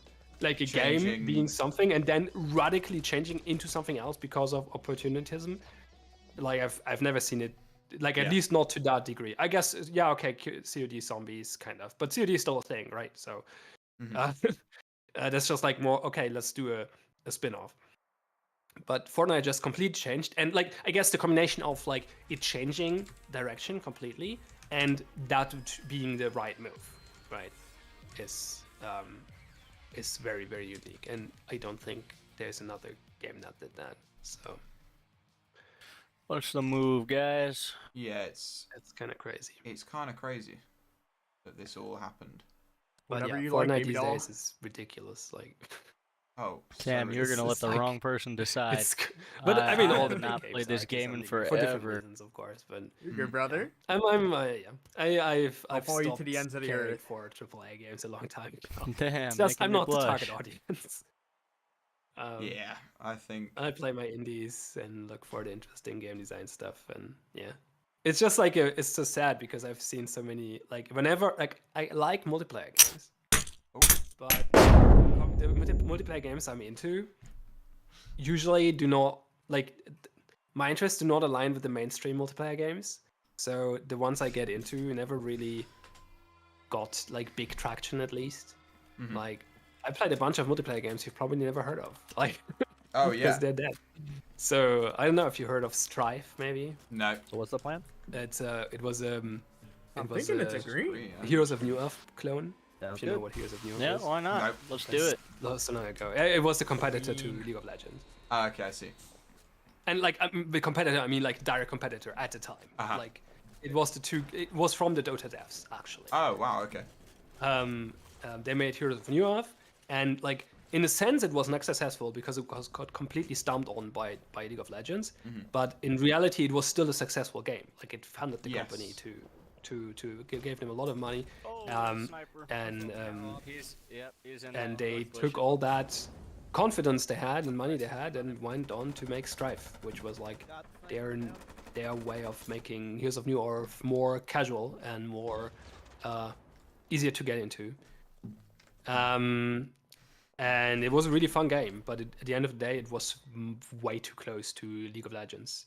And yeah, it was another MOBA at a time where everyone was making MOBAs, so it was not successful. But it had a bunch of really good ideas, and I really liked it, and yeah, was very involved in that scene. And I don't regret the time. Again, I learned a lot from that time and built significant amount of my like Twitch audience back then. And that was when I was a quote unquote successful Twitch streamer. Not really successful, but yeah. I had a regular audience and stuff, so I was a Successful. coach of the winning team Wow. of the league there back then. I did not really do much from the coaching kind of way, but it was more than mascot, I think. But no, that was a really fun time. But yeah, Strife. Then you definitely not heard of what came after that. And a bunch of Strife people did go there. Arena of Fate, I think was the name. That never left NDA. Ah, I see. That was really wild. That was a MOBA Uh-huh. based on like fairy tales and stuff. So you could play Red Riding Hood, and you could play, I think, was it Sherlock Holmes? That's quite cool. Not sure. Like a bunch of like historical, like fictional or historical person. Well, not necessarily. There was like there was Tesla. I think was the one I'm thinking why I'm saying historical. But most of them fictional characters from different cultures. Yes. Chupacabra, and yeah, Red Riding Hood, and I don't remember the others. Like there was some pirate dude, and I don't know. I think there was a bunch of these, and it has some really interesting things that I've never, or that had some really fun things, but it got killed before it did go live because there was just not. They realized that the MOBA scene is too competitive, I think. But what they did, and I'm going a complete tangent. I know this is completely irrelevant for the process, but That's me. Sorry, I just need to finish this really quick. So they had this really cool thing that I really enjoyed. So it was a MOBA, right? But the win condition was not like destroy enemy base. Okay. The win condition was be the first to I wrote 10 entry points or circle, something, or 12 points.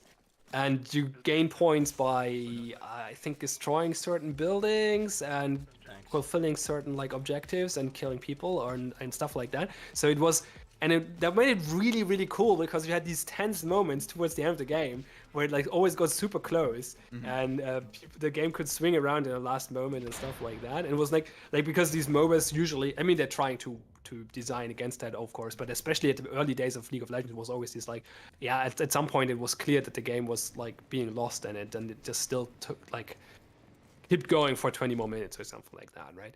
Yeah. And they got like they solved that very cleanly by having this more sports kind of mechanic where you get points for certain activities, and whoever gets to 10 points first wins the match.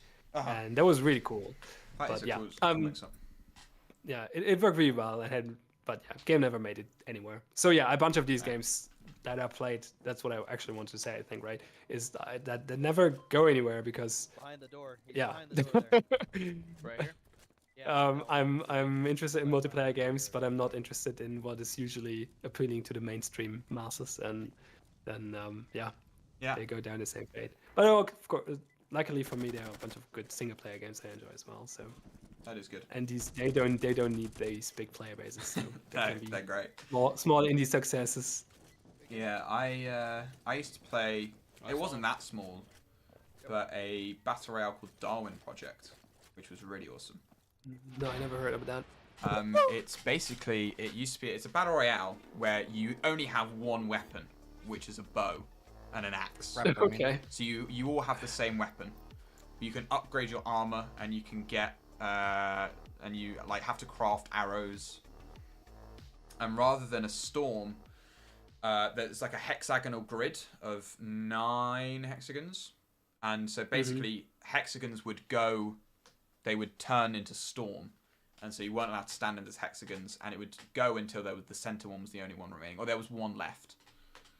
Okay. And so it was really So cool. instead of like a competitive game. circle, it was like flipping off Yes, these yeah. basically. Okay. It was really fun, Yeah. and they had both a really good competitive nature from it because you had, the whole battle royale, and it got so tense at points. It was so fun. And then they also had a casual part of it, which I really enjoyed, which is basically rather than queuing up for like to play as a player, you could queue up as the director, which was basically you'd have your own little like car, like it was like a Clash Royale, like there was an elixir meter that would go up, and your different cards. Oh, okay. And they would activate I've played different Clash Royale for different quite some time. things in the during the game. So I used to do that, and That sounds fun. so what I remember one of the biggest ones you could do was activate a nuke in one of the hexagons. And so everyone would just immediately run out. You just have to immediately evacuate that hexagon, otherwise you just die instantly. It was such a good game. Oh, that's exactly what I was talking about earlier, right? That like these kind of elements that make the game a bit crazy. Yeah. Not destroy the competitive nature of it, No. right? But like they add this completely crazy elements where it's like, oh, this hexagon is just gonna blow up, and all run out now, please. And one player who's the director saying, right? Like this, this is adding a bunch of like these casual aspects that can be very good, very healthy for a community. Oh, definitely. Apparently, it was not good enough for that game because No. I've never heard of it. It but, was really good battle royale. Loved it. It sounds fun. and Sounds it fun, was- yeah. But Battle Royales have a very similar problem as MOBAs. The market is just like dominated by a few big titles, and there's not much space for anyone else. Yeah, it's good to see that Deadlocked has kind of shaken things up. People are really interested about Deadlock, which is quite cool. What was Deadlock again? I know that. Valve's MOBA. Oh, Valve. Yeah, okay. I mean, they have Valve, so Exactly, they are Valve. that's basically Valorant though, right? It's very similar. it's a shooter MOBA. So there's Is it? there's So 4 it's lanes, like, not 3. There's 4 lanes, not Okay. 3, and there's 6 people. So you have 2 lanes with 1. So basically you have a top and a bottom, which are 1 player, and then the 2 mid lanes are like 2-player. Mm-hmm. And it's got like Deadlock is just League if it's third person, and there's a lot, and it's a shooter, Okay. and there's like So what was the the other MOBA called back in the days that was third person? Forgot the name. It was a bit like with like I think had a bunch of gods and stuff as characters. Forgot the name. I never really got Smite? into that. But yeah, Smite. That's the one. Yes.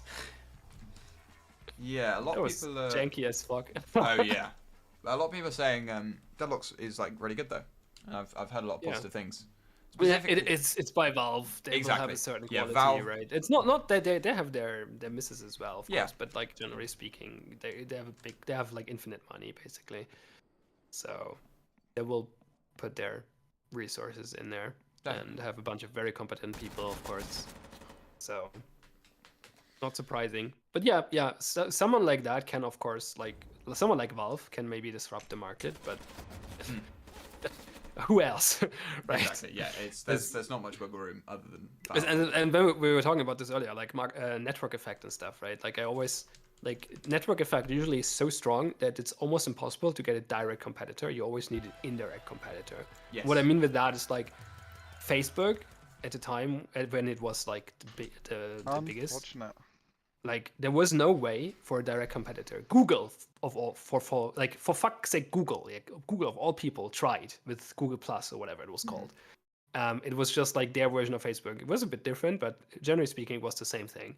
And they had no chance. Like they did not like it was Google, yeah, right. And so they have infinite resources, and they did not manage to do it. They did not manage to get like overcome the network effect. Just if someone was wondering, network effect is that like all the people you know are in there, and so you have to be in there, and like the connections, like the benefits of having a big community, basically. For the games, that's also matchmaking, of course, which helps. Like it's part of the network effect for games, but it's just like that. Your friends are playing this, so you're playing this because you want to play with your friends. Yes. And yeah, the network effect is like impossible to overcome with direct competition in almost all cases. And there's a recent example that might prove this wrong, which is Blue Sky and Twitter, but that has very different reasons. But usually the network effect is almost impossible to overcome with direct competition. So what you need is indirect competition, where like for Facebook it was then social media shifted right to like short form content like TikTok or like images like Instagram, and then Meta bought it. That was Or DMs, so Entrance WhatsApp, area. and Meta bought it.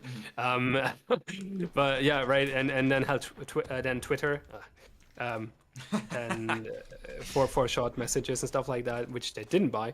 But so that's what I'm saying. Like these direct competitions are very, very hard to do, and you need infinite amount of money, and even then it's not easy. Yes. As That's very we've seen interesting. with Google Plus and stuff. So yeah, Deadlock, because it's by Valve, has a chance. But yeah, I lit him up a little bit. we'll see if it becomes as big as like League. Unlikely. But yeah, well, I don't know. We'll see. I guess we're stuck with League and Fortnite and Counter Strike and for the rest of our lives or something. It's Oh, they're not going anywhere. Oh, And I sure. guess Siege at this point, which is interesting because Siege Hey. is like, I guess it's not a direct competition to Counter Strike. It's it's kind of is, but I guess it's different enough to be able to coexist. they didn't go quite. for lights. I'm surprised. And I guess Counter Strike is actually not that big anymore these days. Maybe it was right? about It's still I, big, but- I mean, it's got like 1 million concurrent daily. Really? Okay, Yeah. then never mind. It's It's also massive like still. a platform to sell stuff. Exactly. mostly, Yeah. It's basically. so big in general. Or like well, not really. Like what it is a casino, right? Yes, it's a casino with a bit of video game attached to it. Yeah, pretty much. Yeah, Counter Strike's currently at 70. Is currently. Okay, like you might be right. Siege is very different have to they Counter Strike. used It's any just like utility that's yet? me Like being door charges or anything? like not a first person shooter player. CS is currently They're- at. For me, they both fall in the same category, but I guess it's significantly enough that Siege is kind of a hero shooter more than it is a. This is just what CS2 Counter-Strike as is. well. CS2 has only been around for like. What is this like? Well, of course, like few whatever the months. recent iteration. It's Counter-Strike. it's hit an all-time peak of 180,000. Sorry, 1,800,000 players, and Wow, had a 24-hour peak of Oh, they're rushing in. 1.4 million players. That's not bad. Yeah, that's not bad. That's not bad at all. Would love. But again, that it's to be Valve, big. right? So they're just like, Fuck. Why can't we get Infinite 1.4 money. million for G-Process? yeah, that would be That'd be like great. honestly, like back in Wow. the day, Mhm. during the golden era of Reddit, Yes. as I mentioned earlier, during that day, I was like, I was convinced like there is a chance. There is a chance. It's not huge and it's not by far not guaranteed, but I saw a possibility that G-Process could become like There's a chance. at least be a decent competitor to Counter-Strike, if not like overtake it in a way. There's a chance. Overtake probably is unrealistic, but at least be like, like in hindsight, probably is unrealistic because it's fucking Valve. I think I was underestimating that aspect back then, but I definitely saw the potential, and it's a bit sad that we never got in the timeline where that happened. But who knows Oh, what the definitely. future holds? Yeah, it's crazy. It is too niche. It's probably too niche. You're right, But- Licking. I was just probably I was probably like what's the word? Fuck. I was probably being too egocentric and just like looking at what I find appealing. But I mean, you know. people- still, I think it could have been like, yeah, there's an alternative universe where things would have gone different, and Definitely. there was the potential to be at least be a I don't want to say be a successful video game because in the sense it is a successful video game, right? It's just like have a healthy big player base for a longer time. But the thing is, though, if it peaks at 10 to 20k, I feel like that is all G-Process needs for a player base. Like, we don't need anything more than sort of like 20k. I mean, for really good skill-based matchmaking, you want more, but yeah, it would be enough to be alive But as in to have for that a longer concurrent- time because of how what we talked about earlier, how the game is capable of like grabbing people and like making them really addicted Exactly. or dedicated to it, not necessarily Like, addicted, Apex dedicated Legends- to the game. Apex Legends right now is at And, 63,000 concurrent. Yeah, I mean that would be plenty for the process. We never got close to that. What's the peak? I think 1.6 or something like that. 1.6, I think. Which is a shame. There's also like just to maybe I don't want to dabble too much on why G-Process quote unquote failed or never got there or whatever. But like one thing is that there was also a bunch of bad timing things, and like there was a Siege came up with a map, right? there were a bunch of things never aligned properly with like, no, I'm not talking about like marketing stuff, like getting Steam front pages big, and like there was never, I think that we never managed to actually get, like there was a free weekend, right? Yeah. Or multiple, but we never managed to get like align free weekend with front page, I think. And that it's was so just weird. like terrible. Yeah. Well, it was, I know, like I talked to Bart about that back then, and it was just hard to do because Valve's systems of like getting these things and rules and stuff was just like not obvious and not like easy to navigate. And that made it hard because I think that really like at some point the game was good, like when it got polished and had a certain state of play. 2 HP. And what I the fuck? think there would have been a good Hello, chance Bobo. if we would have just been able to align a free weekend with front page coverage and some YouTube sponsorships, or if we would have been able to align these three things together, because we saw all of these three things separately working on their own. Front page always gave a big bump when we had it. We did not have it many times, but when we had it, it gave a big bump. 4 times. YouTube coverage, at least a few times, gave a big bump. It of course had diminishing returns. And free weekend also gave a big bump. But we never really managed, as I said, to get them all aligned. And I think of course, there's a synergy effect, right? You do not just add them up; like it's a combination. Yeah. And it fuels each other. Like if people yeah. watch the video or see it on the front page, and then it's free weekend, they can just try it out. That's of course like a much stronger effect.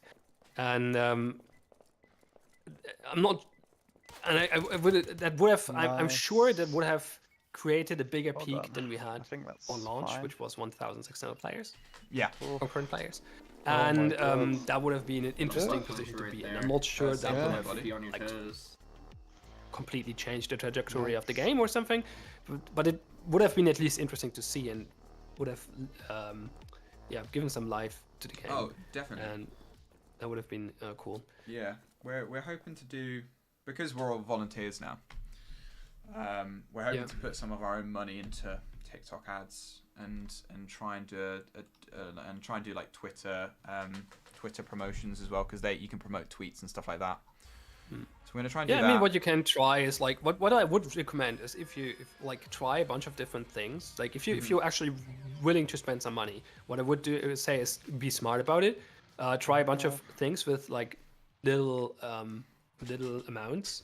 Yeah, And see you look what at the sticks. stats and see at the effect and look at like usually with these kind of Oh, yeah, promotion found things you this get some one. analytics and stuff and look through them and see what actually makes sense, and then probably you want some combination or something. But yeah, Definitely. I'm not sure. Like it could be like you're not gonna like all of a sudden create a huge player base for this, but it could be good to get some Yeah. some fresh blood into the community. Exactly. I mean, we've got the sale, which is good. Yeah, of course. And we're gonna try and go for. Was it like 94% or something? Yeah, Like, it's like what does it cost at that point? I think 76. Do we want to what we're go at. for that door into the Wow. other door? Okay. So it's low as fuck. We're gonna use Yeah. a front page Right here. because we still have one of those, which is fun. A placard. Oh, we have a front page? Yeah, or at least whatever Okay. the marketing visibility thing is. Is Anyone wanna that go front page? It says front page on it.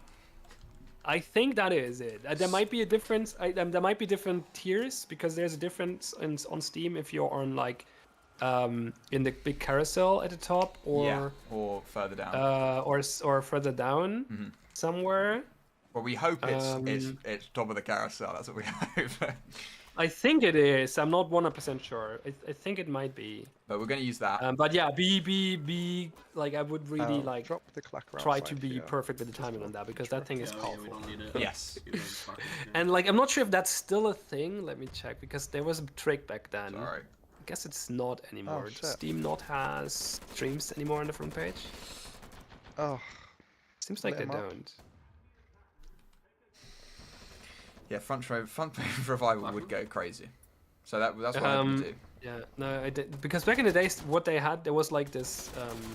There was an extra carousel just for streams, or not a carousel, like more like the most popular streams Uh-huh. at the time. nice try. And there was this trick which I Did he have the abused. auto shot you there? Basically, I streamed on Steam during front page coverage, So you get on both. front page promotion. So yeah, wait, yeah. But like the trick is, So one was last people seen, see it in by the front page beach. carousel, go to the store page. Oh, The store page automatically plays a stream. They count as a that was viewer. the guy. Ah, yes. So you get yeah, a bunch of eyeballs on the stream, which makes the stream super popular, quote unquote, Look, like we're just not having talking high about that. numbers, We're not talking which about made that. it like sometimes I think we were during launch. I think we were top spot in the stream box because streams were just not very popular on Steam, and it still are not, I guess. And we had a bunch of like a few thousand people watching or something, like watching, quote unquote, of course, just people having the store page open, and that gave you like another front page spot basically at the same time, so you're on the front That page is twice. smart.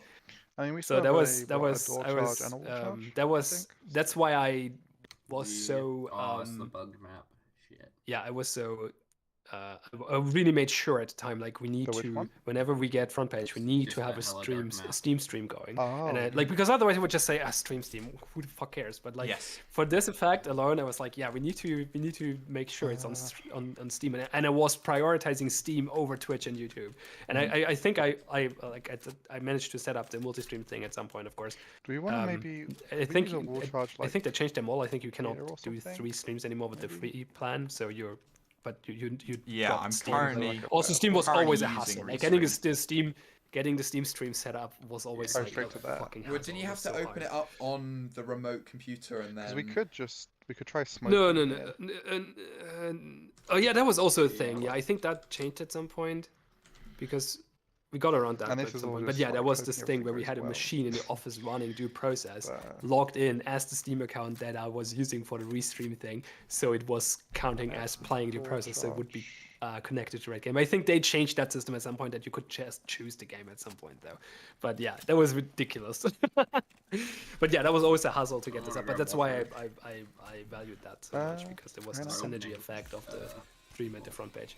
Yeah. So the other thing, the other big thing, but I don't think that's what you have, because that actually is just money. I think is when you start Steam, there's this pop-up thing sometimes. Yes. It's giving you new Well, we games had and stuff. that once, didn't we? We had that Yeah, once. we had that once. Yeah, I think, but it was like not first slots, but like seventh. No, it or was. something. Yeah, it was.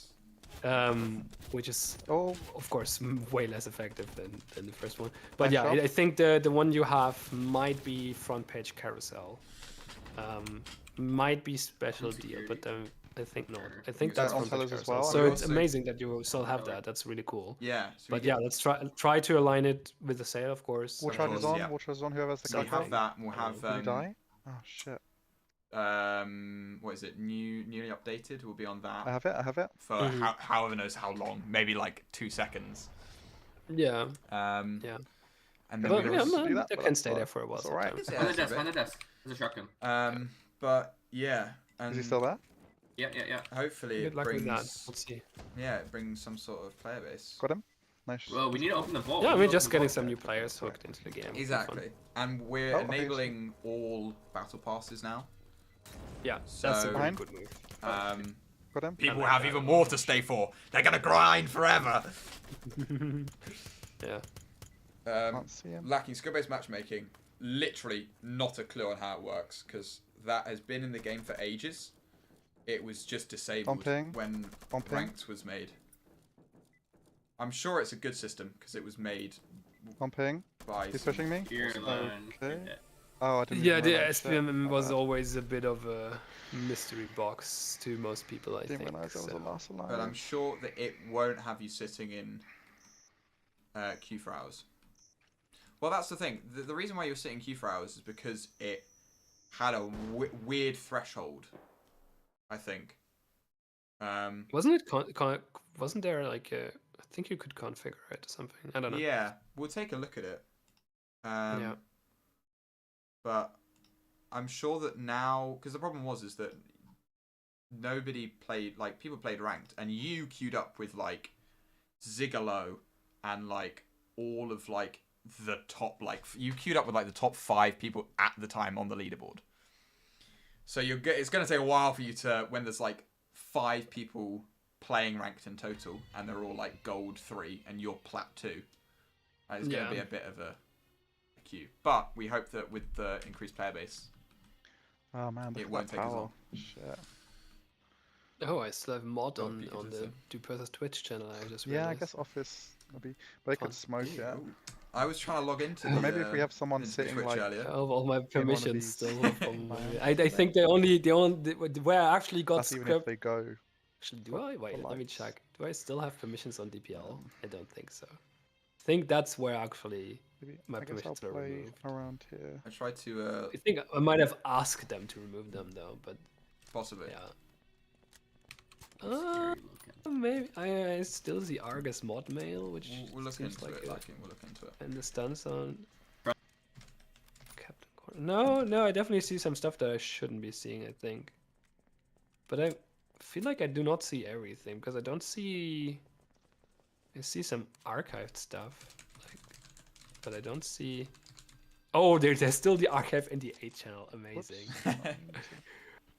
Oh wow, yeah, that was like basically the DPL server existed during NDA, as I mentioned earlier. We had a full season, and when the NDA dropped, we archived all channels, and Did they're you? hidden in a category called Archive NDA. Yeah, because there was a bunch of NDA content in there, right? Ah, yes. Yeah, yeah. Screenshots and videos and whatnot. And so this channel still, this category still exists with all the servers, all the channels, Mhm. and all the content. So I could go in there. Yeah, I still have access to that, open, but open. I don't think I have access to the actual One is on fan. like staff pushing in. channels and Oh. stuff Torching fan, anymore. torching fan. So I'm Yeah, not no. sure what kind of permission I have on that server. 2 on but fan. it's 2 on not fan. Oh, I got it. not complete pleb Try someone in the hand, huh? permissions for sure. So yeah, I Okay. kind of still have They're permissions pushing for into all kind the- of stuff. Weirdly enough. From open. I'm molly fan. Oh. Yeah. No, yeah, I'm looking forward to There'll seeing be the game, getting two. some fresh breath of life. That would be Maybe really more. fun. It would be great. Yeah, maybe I should On this left side, he's flashing. install it again and give it a shot. I think you should. We'll see. I maybe should for the play- update, I come back. Nice job. We'll think you see. should Maybe I play find the the time. new It's really gun. hard for me to find the time right now. But then again, I'm sitting here for 2 hours now. And Oh, he has the sniper. So Oh, he's below the I'm blood lying, breach but, there. Oh, unfortunate. no, it's like I don't know. We'll see. One was on maybe. ping on that right. Maybe I make a return. Nice job. We'll see. New gun, no sway. Old bombs Yeah. coming back a bit. Yeah, good stuff. It's gonna be great. New shield, right? Yeah, rework shield. By the way, I really like the decision to. How much can I spoil about the content? I feel like I've spoiled it already, so go ahead. Well, yeah, okay. So because what I liked about the new bomb is that you make it like an option for the map Oh, designer, nice prize. Yeah. so they can do both. They can use either bomb, whatever they. That's a really good solution. I think that's really cool. I mean, it makes it a bit less, like a bit more complicated for new players, I suppose, because they have to deal with 2 different bombs. But Yeah. can you still long arm old bomb? That's a good question. As you could before. I looked at it and basically so kind of. yeah, you can still long arm it, but I fixed it Yeah. from what the cadets played. There was the interaction volume was quite big on it, so you could like be completely covered by the bomb and be defusing. Mm. So we changed that. Yeah. So you have to be Okay. on a 180 line. You can't go any further than a 180 line, pretty much. Okay. That makes sense, I think. Yeah. Yeah, I'm looking forward to it. It's really good. And then there's a charity tournament, right? Charity tournament. We'll be that's having gonna be fun. a couple of fun little things. So whatever people donate, there's okay. rewards for what you donate, and then as well as that, there's going to be if we hit our goal, we're going to be releasing community milestones. So if we hit certain goals, we'll hit some milestones, and one of them is for me to get a due process tattoo. So Oh wow, okay. so there's probably quite big milestones, I'd say. That is an incentive. It's a big incentive. You're not being extorted out of $250, Zaki. You're the one that wants to get your fucking name on the gun. Oof. For context, if people donate $250 by themselves, they get permanent Easter egg in the game. That's nice. So That's really we've added. I'm on the extinguisher, Jet's on the tub, Photon's on the black tar, and Foom is on the Oh AK. yeah, I saw some of this. Yeah. Oh, and Okay. Flogue was on the barb. We So you finally all added Flogue donated barb. 250? They're opening. Oh beats. yeah, we all Or did donated you- 250. No, from now on. Oh, time, and also think. red over Yeah, here, I okay. think. So you put yourself in there because Maybe you're I'm wrong. doing all the work. I felt like that was fair. Yeah, I yeah, felt like no, that was fair. Oh, yeah. Absolutely. No, that's fair. That's fair. Two on reds. Yeah, Absolutely. but they would have killed me. You donated more than $250 in Exactly. work time, basically. Damn. I'm also donating $100 myself, and so is Jet. On ping, we've at got least two one. other people that are Beef? donating once That's it goes very up. generous.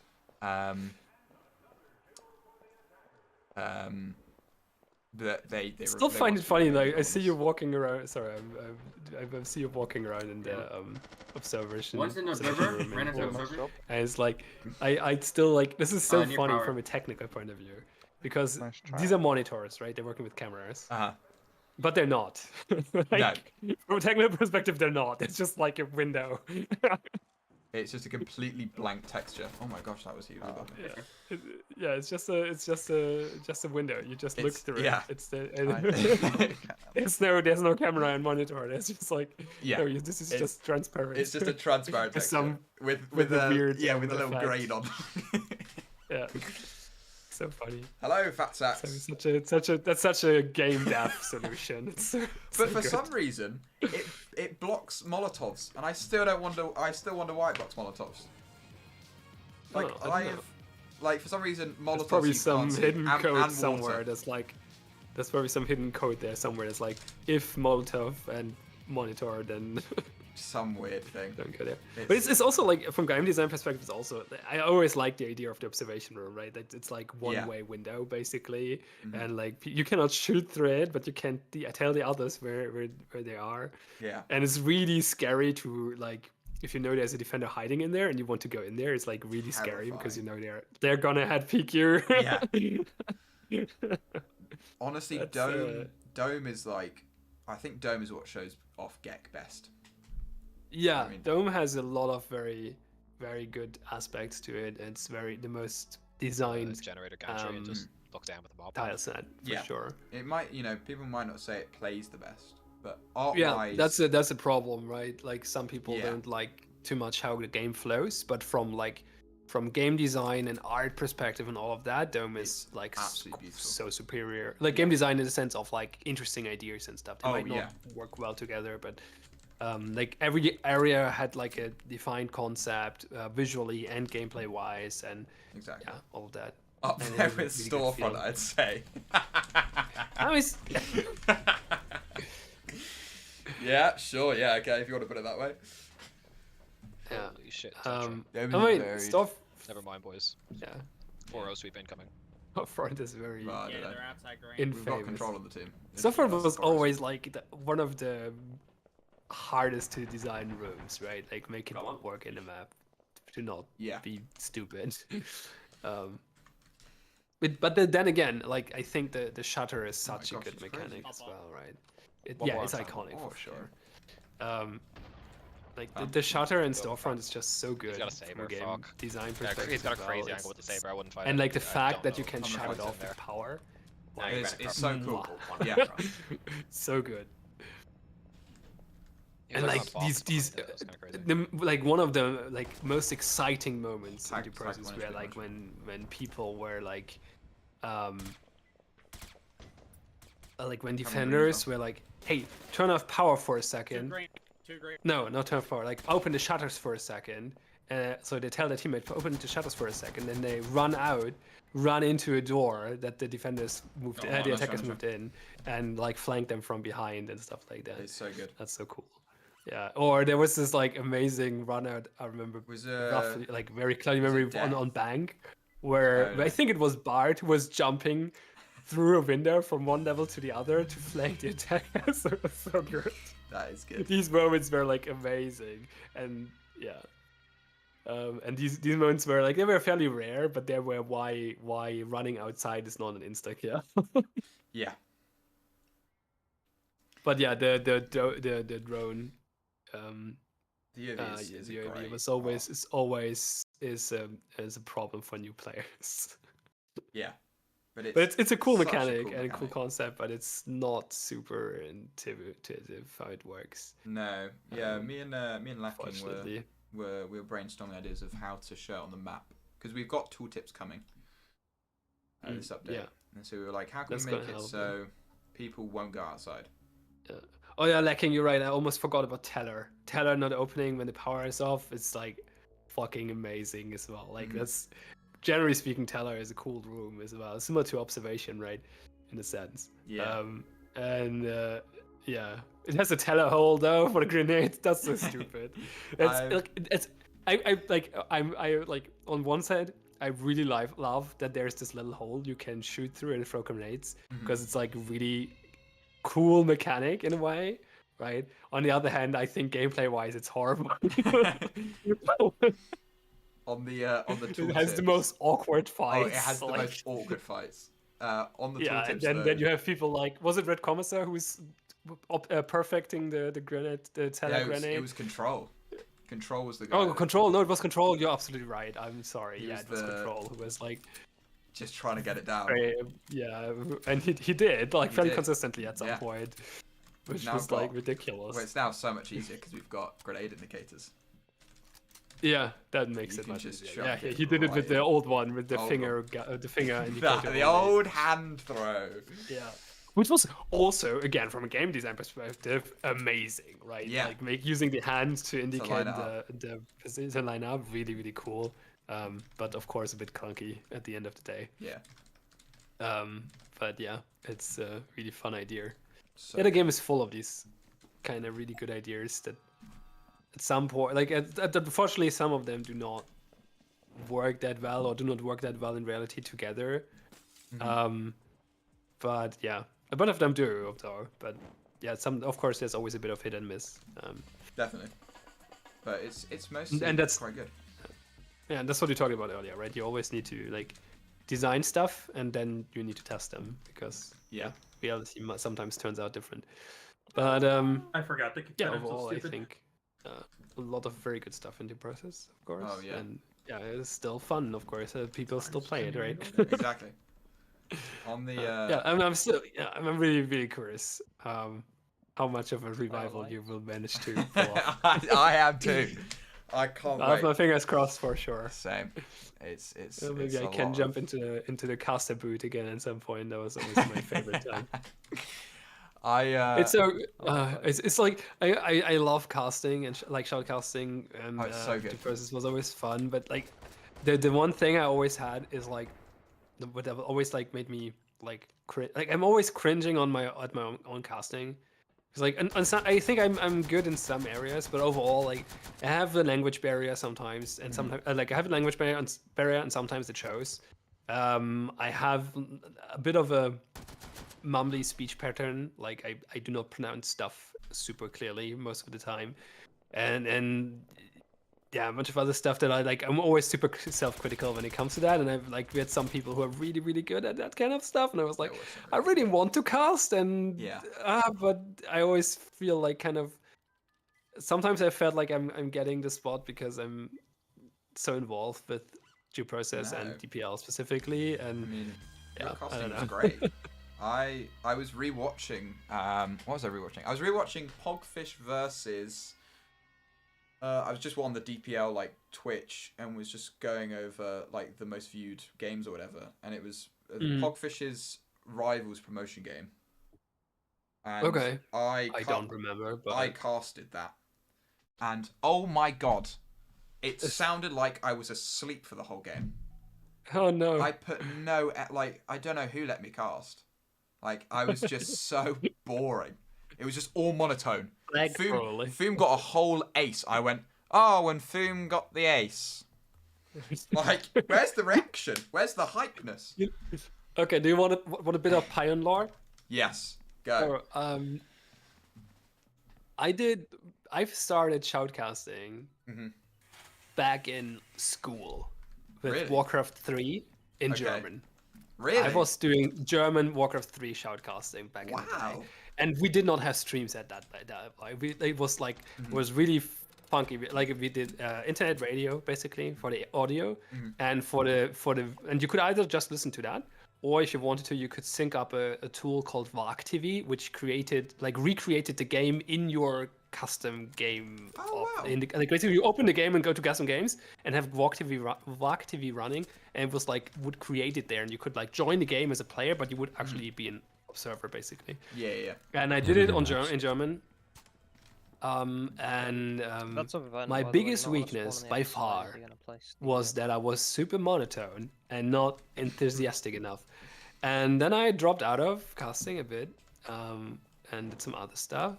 And then I got back into casting with, I think it was with Strife, probably. true. Yeah, I guess with Strife. And there I was known for, guess what?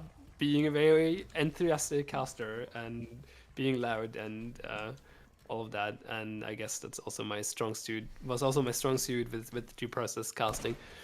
And yeah, I don't know how I turned that around, but yeah, that used to be my weak spot, like by far. So Yeah, I think it's just I don't know. like that. Like, you just gotta figure it out. yeah. Like, I feel like if I realized that I was completely monotone when I was doing I casting. knew that back in the days, though. Like, I guess if you have like one game where you're doing bad, okay, sure. Sometimes you just need someone to back you up, right? But like when I was Warcraft 3 casting, I knew shield, that lost the shield. that was my weak spot, and I tried to improve it, and I just wasn't able to, or not to a significant amount at least. So it was really weird. And then I just did it again with Strife, and then was completely natural. And it's not like that. I did audio stuff in between. I did poker quite good. coaching, Grab it, which Anna. is not known for being like super enthusiastic and over the top. So I don't know where I got that from. It just came up all of a sudden. I don't know. Maybe I was getting more comfortable with speaking online and stuff. Probably something like that, and just getting more enthusiastic about it. And Yeah. I don't know. Just comes with age and experience, I guess. I was still fairly young when I was doing Warcraft 3. I mean, not that young. Then again, it's like, what was I? 18 probably. So, I don't know. Yeah. I don't know. But I was very awkward at that time, so. It was fun though. I enjoyed casting DPL matches. Yeah, I mean, that was my most favorite memories are from casting DPL matches, and I still have this.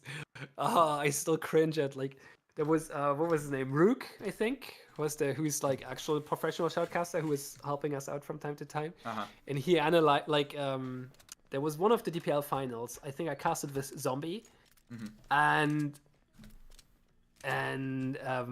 Zombie went to Rook and was like, "Hey, can you analyze this cast for me and give feedback?" I think they burned the. And Rook recorded that was I think live on fence. stream, and they recorded it and yes. shared it. I remember that. And that was so hard for They me. definitely Like I was turned like, up oh my lights. god, I'm so Okay. bad. They probably I'm saw so that. bad at this. But I also learned a lot of stuff from that video. So that was very helpful. Thanks, Rook. But oh god, that was so painful. Like not just listening to it myself, that was painful already partially, but then also Rook pointing it out in great detail. It's like no. Probably gonna have to give up Teller if they try and push it. So Well, just yeah, don't no, have it fun was. with it. The thing is that I had I'm some not misconceptions about, gonna- or like what misconceptions how stuff was usually done, I guess, or like more like you need to some like if you do a duo cast, like you need to make sure that you understand who is doing what, right? And not Yes. just like in a general sense. We had like I'm the analyzer, or I'm the shoutcaster, and you're the co-commentator or color or whatever, action and color, I guess. We had that, but we're not super clear about what these roles are. And so for like the moment I have in my mind is that like when the final shot was done and the final kill was done and the match was over, I was like, as the action commentator, I should have like go full out and announce the victory, right? And like, and they are the champion, and blah blah blah, and do the thing, right? And loud and clear and blah. And what I was doing is the opposite, because I was like waiting for Zombie, like I was like thinking, okay, I've casted the final moment of action, and he's down. And then I was basically going silent and hoping for Zombie to pick up and announce the victory and the championship. And that was just like the roles were not clear. Like the roles were clear, but what the roles entailed was not clear to us, or at least not to me. And that created a bunch of very awkward moments. Yeah. So, I remember. Yeah, just very fun memories of casting, and it's yeah, it was always good. Oh, it was also like the behind the scenes was always painful. Like getting all the stuff organized was so much work. Awful.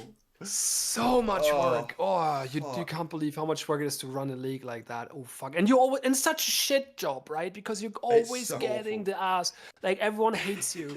Everyone hates you, and I understand why. It's the same like as like I compare it to being a referee in a sport, like or being the goalkeeper in soccer or something. It's just an awful job. Like everyone hates you. Like there's nothing you can like if everything goes well, everyone is like if the best thing is like everyone is like cool, right?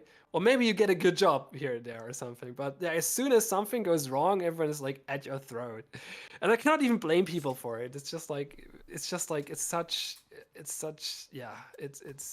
hard. I have so much respect for everyone who's doing this kind of stuff. Yeah. And like coming up with rules that are fair and rulings, specifically if there is a weird situation. Yeah. That is because there's so much, and the problem with the problem with these kind of things is that, like, it's really hard. Like, first of all, it's really hard to find a fair ruling, right? Yes. I'm and stuck, also dog. one that is Torch not it, getting into and you in when they trouble open in the it, future, we just and fucking then rush in. to communicate in a way that people actually understand why you rule No, that it'll way, definitely and work. make them It'll like definitely work good. maybe not completely like happy about it, but like at There's least not. understand your You can maybe reasoning. get this smoke. And this is so hard because people, like the players who are How are we getting it involved, open with of just a course, torch? have a lot of bias Oh to no, the so we're situation, bait are and see if they emotionally open, and then maybe involved, we get one free and shot. they have We're their already point of bringing view. forward And from right? their point of view, it would have been fair to do that because there was this disadvantage or this unfair thing. And their perspective is not wrong, it's just not complete, right? Yes. And Don't it's, make sure there's it's, 15 left on it. it's a really hard situation to Just need it navigate. for fan. I don't think I have And, enough. Yeah, that but- was always a fucking pain, and people were always upset. And then much you, is of left? course, Second. have some 1 bad second actors on top of that that make yeah, everything 24. even worse. Oh, But yeah, that's fine. Yeah. Yeah. It's like people stealing prize money. Ooh, that was always fun. It takes That 15 was per man, that doesn't only it? happened once, I think. But yeah, that was 50 or something. that was not cool. Oh, you died in fan. What are you doing? Okay, sorry. Got killed from under it. Yeah. But it's Yeah, but no, It's it was hard. on the other side. It was very fun, and I learned a lot. Like I think I attribute a lot of the skills I use in my day-to-day work these days, in terms of like project management stuff. And I'm not a project manager; I'm just a software engineer. But we have a lot of autonomy in our team, and I'm a staff engineer, so I get some responsibility. I think I attribute a lot of the skills I have in that regard to that time with DPL, where I was just like, doing project management constantly, basically. Yeah. And It it was was so crazy. much work. yeah. It was so much work. I mean- And sometimes I felt bad because I was not like taking over some of these tasks. Like we always had a long list of tasks of things that need to be done for the next game day or whatever. And I was usually not taking over many or any of them, and sometimes felt bad for that because I was like, I need to find the others to do that. But then again, I was like, and I could not really describe what I am doing because it was so untangible. But like I was really like trying to hold that whole thing together, like not all the time. There was, and I don't want to put this like don't want to put too much on me, but I was because I was like DPL was a team effort, like fully. Yes. There was so many people involved that put so much effort into it. But my part of my contribution was to like keeping the overview and like when I was fully involved, like keeping the overview and like keep things in motion and let people not fall through the cracks and second check and all of that. Backstage, And this was kind of like this untangible work, right? It's not like, what did you do? take I a don't know, shotgun to I- the bathroom. I was the one who's leading the team meetings and like stuff like that, right? It's not like it doesn't sound like much work, but it was Yeah, it's as someone who was just on Dump flashes like here. doing prod and casting Full for it, sprinted. like even doing prod to onboard Prod is someone so on hard. production I'll take Oh, shotgun. God. was Oh, God. crazy. I have these memories of Simba writing these ridiculous Oh my guides and gosh. sitting down with, like, it was, oh, we need more prods. Oh yeah, I can prod. I can, like, we're always volunteers. We're always volunteers for prods. And then they were like having one session with Simba and quit. Yeah, it was genuinely like I This was kind of so I really liked overproduced. it because it was quite fun. You know, you got to watch the game. You got to be in the same room as the casters. Yeah. Like it was fun, and it kind of had the feeling of like I'm actually helping because if I don't do it, this game won't get streamed. Yeah. So that was quite fun. Absolutely. Careful of, No, production was outside critical and was the critical resource at times. Like when we did not cover games, it was usually because we didn't have prod. Because and the problem, like the problem we dug ourselves, basically or created ourselves, was that we completely overproduced DPL. Oh, Like it yeah. had no right to be produced no, that no, no. well. Yeah. Like it looked way too good for what it was. Like for being a silly community league, or maybe not silly, but being a small community league for a niche multiplayer shooter. Yeah. Or like even under NDA, the production was high quality already. It was ridiculous. It was so well produced. it was like this was the combination of like having people like Olivius and Yes, Revenant who are you got really good fooled. at this kind of art style and design as design, and then people like Simber who were really into the No, there's nobody technical gets side of things, and Stellaric as well, Yeah. like who were really into like creating these not complicated, what's the word, well, Complex. yeah, it's not the word I'm looking for, but intricate, I guess, could work. Intricate production setups, right, with all the transitions and all the multiple screens and whatnot. Yeah. And it just was, it made it like that was really cool on one side. On the other side, it put a lot of pressure and burden on the production people, and it was really hard to find people who were like technical enough to do that and willing to do that. Because yeah, that was not an easy job. As a caster, I was like chill and yeah, I just do my thing. But I always like was very grateful for the people who are doing production, because yeah, I did it a few times, but never with the full setup. I did it with like the limited back all the setup, and it's a lot of work. I mean, the like PTSD I get from like just producing and thinking of producing Gex streams is just waiting for that 1 minute voice meter banana like ad to go away, because voice meter is completely free, but it's a donation web, and so it will give you a 1 minute like thing before you can do anything of just sitting and waiting. I don't remember. It's like it's a great program, absolutely amazing.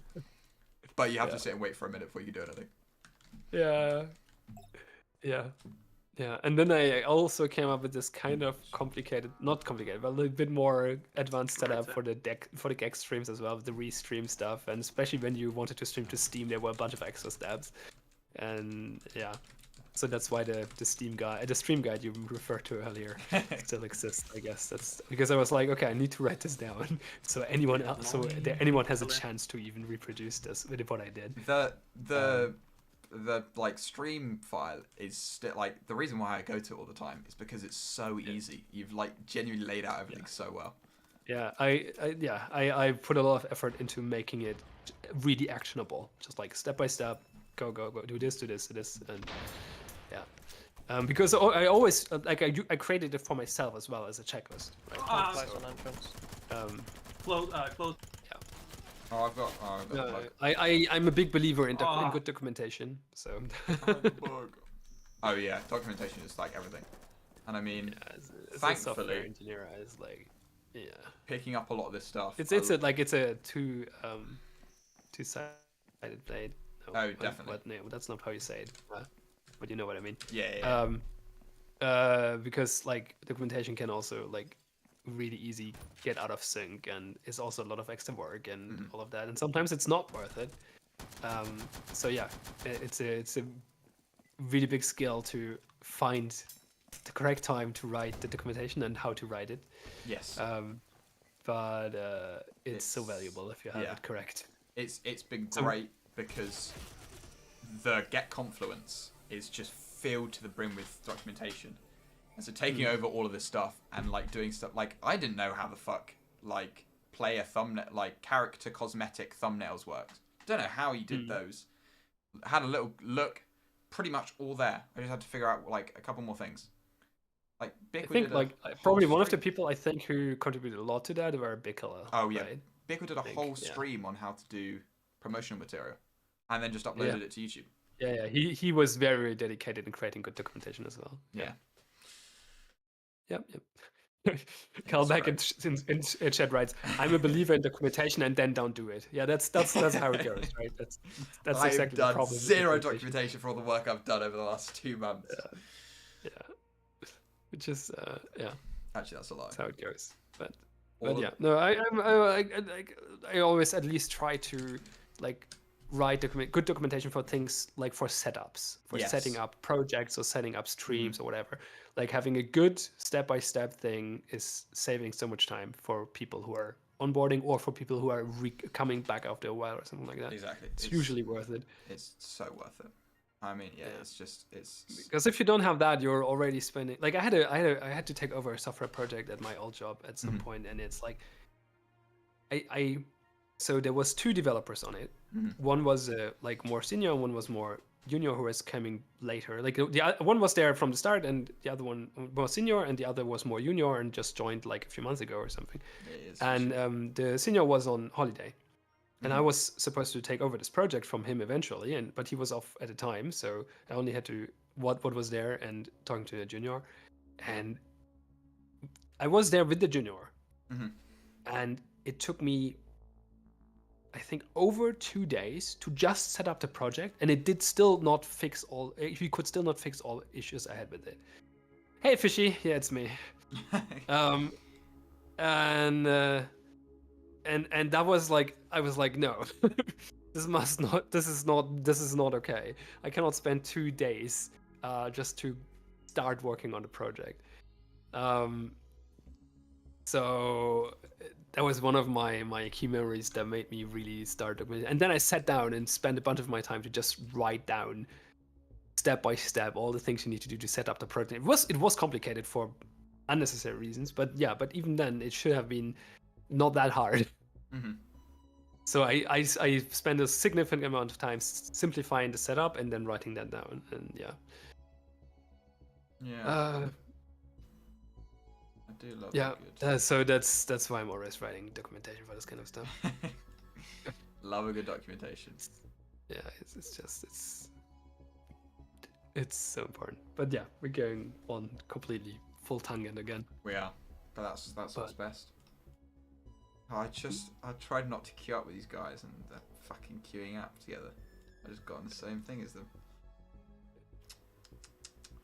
You can't escape that. Not much, Fishy. We've just been talking about G process, the past life G process, the future G process. Bunch of random game design stuff in general. Bunch of random or game history, not related to G process at all, or only barely.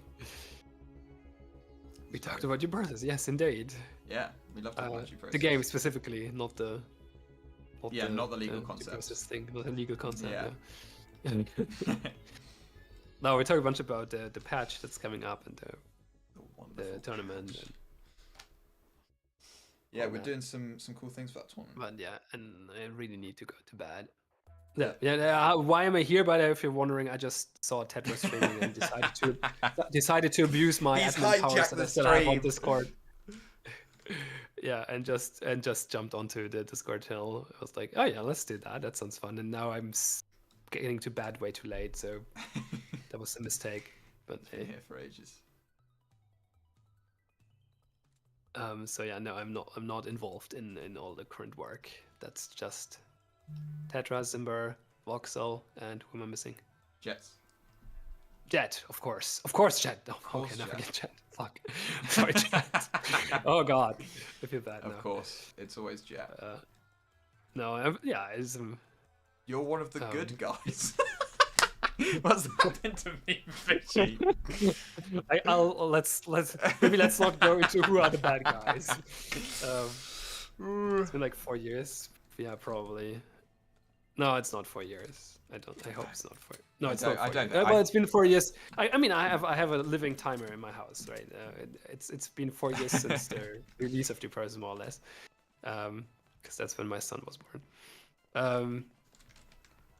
It's not been 4 years since I've been involved.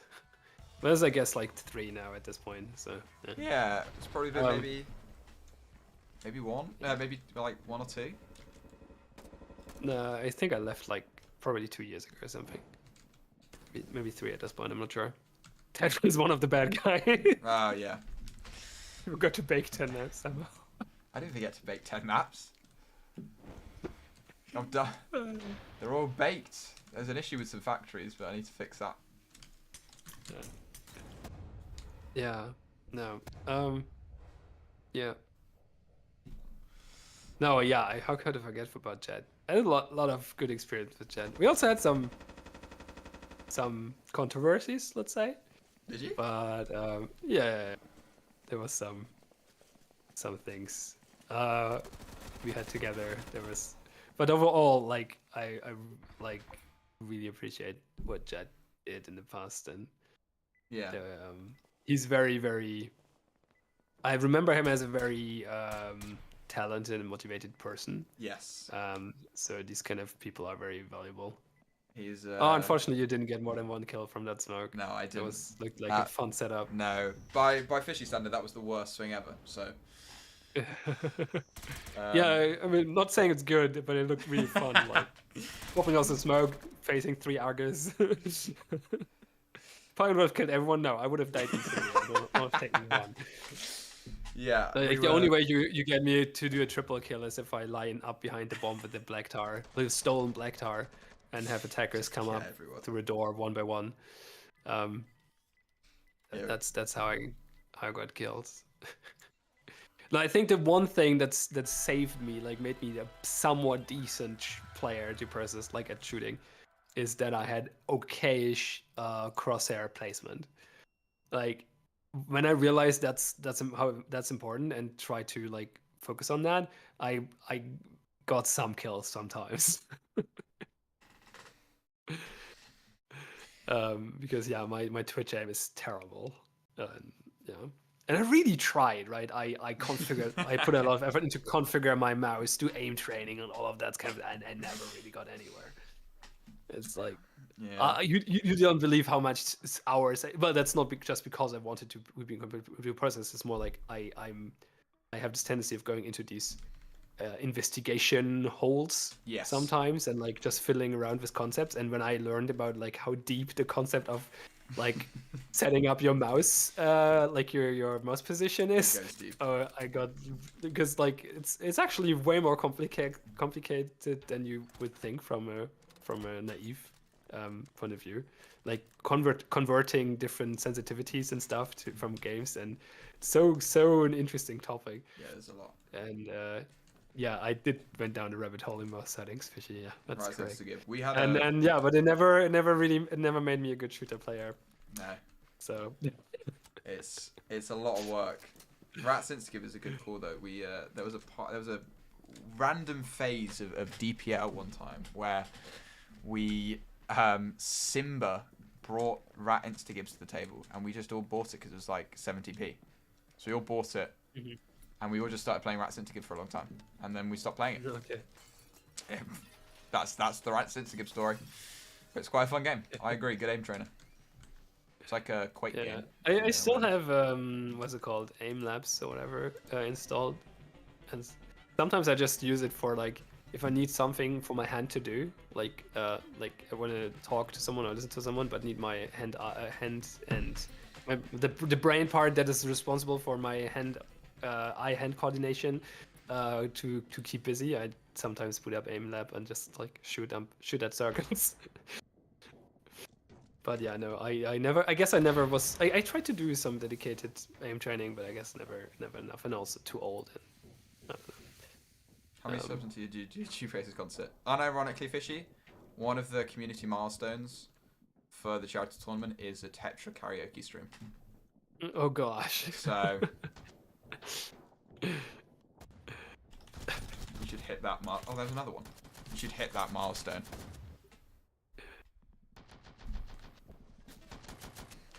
So that's gonna be fun.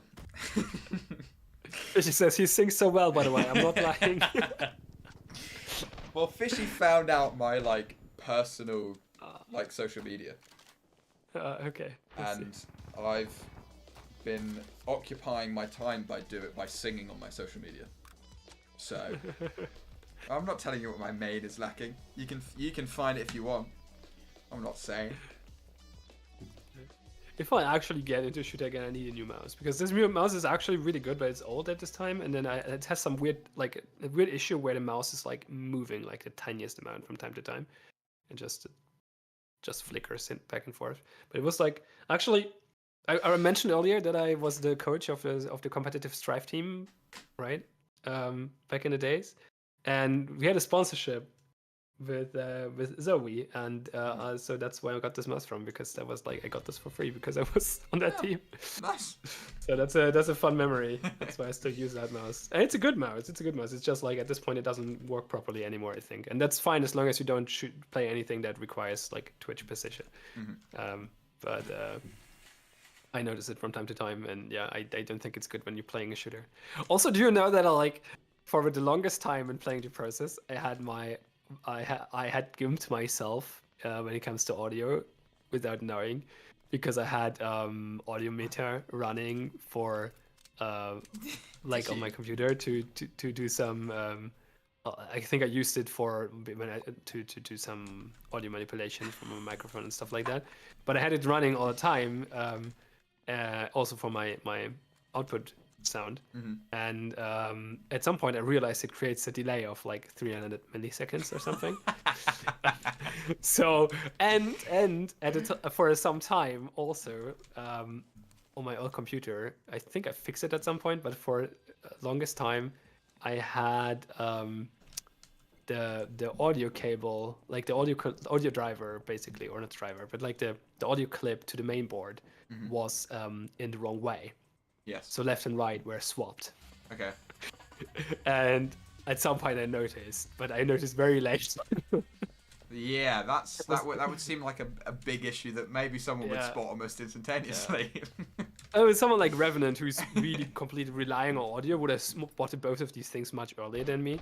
But for me, it was just like audio was always confusing, but I never could pinpoint like why. I was always just contributing it to like, I don't know, it's just audio. That doesn't help me much.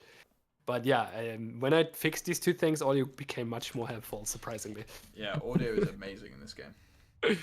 And yeah, having audio coming from the right side and without a delay was a big upgrade. Bushi, if you want to see my aim to prove that I'm a great aimer, you should check the clips earlier. I hit a fucking nasty mob shot. Very good shots. Yeah, that was good. Oh, there's another one. Oh, nice. I don't know. And yeah, my commentary is delayed, by the way, if anyone's wondering why I'm commenting on Tetra's kills today. Because I'm watching the stream, and that has some delay, of course. No, I killed Jet. Fishy. I killed Jet with a no scope from pretty far away, I'd say. Decent gap. Yeah, it's always. But one of my favorite like kind of casting moments or DPL moments was, I think I was casting the match, and then I was also creating a Pie and Play of the Day video afterwards, and it was like the Fishy, help me, what's the name of the German team? LCG. My brain is, yes, LCG. And it was LCG against, I don't know, and they played this match, and from the map view, like they were like coordinating really well. Like it was a factory map, I remember. I don't remember the details, but they were like moving around like in 2 or 3 different teams or groups on the factory map, and like moving slowly, and then making contact from 3 different sides all at the same time. And it was like super coordinated, and I like was very impressed, and then I made a Pie and Play of the Week video about it. It was like, yeah, this was really cool. And then I forgot who, but someone from the team was messaging me, was like, yeah, like that was not coordinated at all. It was just random. It was just luck. So that was fun. I love Palms play. And then I remember them being mad at me for not making the play of the day when they did the setup, when I did the stupid thing where they like one was crouching and the other was standing, or what was I think that was the trick, right? They had this setup which they used for a few times, and it was really funny, and I wanted to make it a Pie and Play of the Week, but at the same time there was like some other amazing play which I had to prioritize. The LL peak, that's what it was, yeah. Double peeking. I don't remember the nades. What's the nades? They got a double. There was a very infamous DPL clip of them double nading against Flatline, I think. Okay. And they got like 3 of them. Oh, one of my most memorable moments playing Due Process was during closed alpha or something. Like very early. Was doing it. I think it was a playtest with the devs actually, because I remember like I was attacker with Ozzy, and like the 3 other guys were someone going like storefront or whatever, and Ozzy and I were going through shed or whatever, or some back room. And Ozzy was like, okay, you take the shield. And no, Ozzy was taking the shield. I don't remember who it was who, but basically one of us, let's just say Ozzy took the shield. And yeah, must have been. Ozzy took the shield and did go in for and then was just giving me instructions and was just following them. And was like, okay, so there's a guy there. You throw a nade over there, and then and now you throw a nade over there. Now you flashbang, and it was this cool coordination where it was not like he was going forward, like getting the intel, and then just telling me what to do, and that was such a fun moment, and that was really one of these Due Process moments, right, where you feel the team coordination effect, where it's really fun to work together. So that always stuck with me. The shield is always a really nice thing to. And it was probably Ozzy, but maybe I misremember the situation, but it was something like that. I think it was Ozzy with the shield and me and telling me what to do, and I got like 2 kills with frag grenades and then shoot another guy or something. That was really good. Yeah, it's always These were the moments. Exactly. These were the moments I loved the game for. Unfortunately for me personally, they never occurred too often, and that's kind of why I fell off of the game at some point. But yeah, it's crazy seeing all of like. It's funny looking back at a bunch of old maps, and seeing like I was watching a bunch of old like map streams. And I was like, fucking hell, I remember like all of these maps. Like for some reason, a game with procedural generation where maps are swapped out like weekly. Like, might be because I'm on the spectrum, but I remember maps really well. Yeah, no, so I think this is partially this is a personal thing. Like some people have just like a memory for it, right? And part of it is that you like, even though you don't play the map that often in comparison to like a map you would play in Counter-Strike or Siege, you like if you would just like play a map into Counter-Strike that you've never played before and play it like for a few times, then sure you have an idea for the map, but you probably not memorize it for like ever. But in Due Process, you engage differently with the map, right? That is true. Because you look at the map, you make the plan, you draw on it, you see it from the top as well, which is helping a lot, I think. And then you do both, right? You have the map from the top, and then you navigate it from first person. And I think this really like creates this helps to create a very complete memory of it. And memories work best when there are multiple connections, and since you have multiple connections, like you have a lot of different connections to it, right? Because you have 2 different perspectives. You remember looking at it from the top and drawing in it and making a plan. You remember walking through it and shooting, and like I think that just helps with building the memory. And then of course some people have better memory that's better suited for it than others, and so it's not surprising to me to hear that you remember some maps very well, even though you have not seen them in ages. You fucker. You dealt all damage to me. How did you do that? I did As a not concept, know I that really love the bank tile it, side. if you could pre-fire. So good in so many ways as well. Bank is absolutely lovely. My dearest apologies.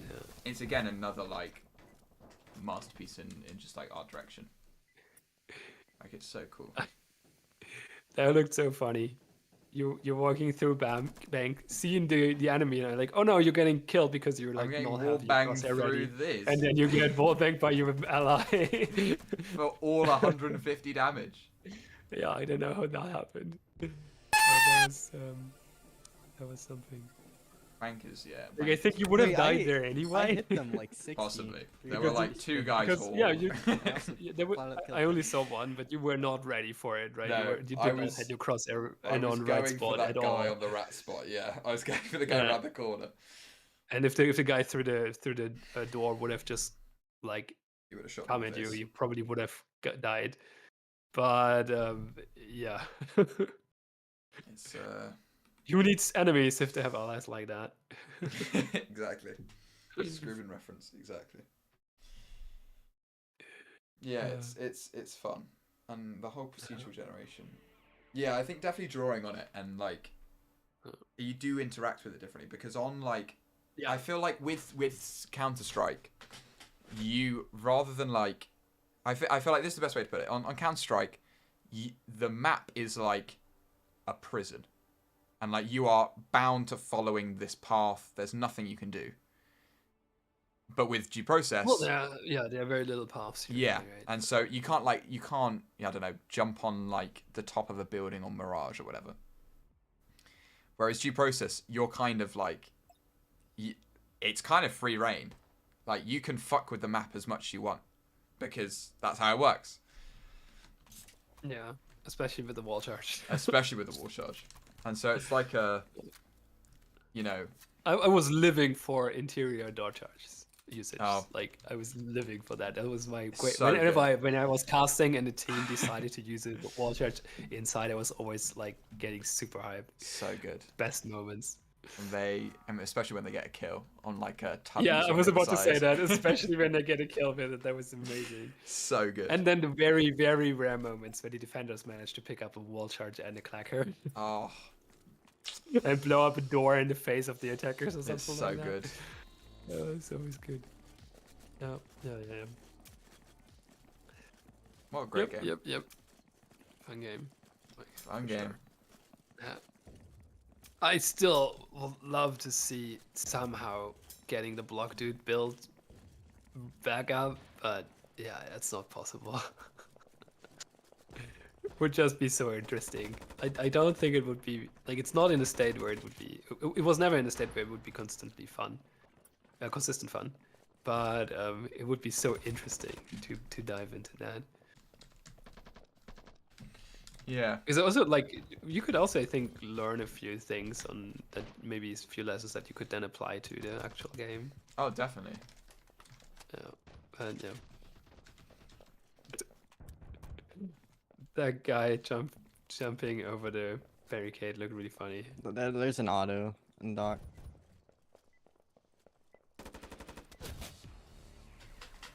I didn't realize it was Lost Life. Alright, I think I might start to sleep now. Yeah, I need to go as well. I'm telling myself since an hour already. All right, let's. It's been wonderful talking to you, Pan, and I'm sure everyone let's as well. relieve each other. Everyone else listening has enjoyed. So thank you very much for joining me. Yeah, I mean that was fun. I did not plan to join, but I just like I felt like, why not? Why not?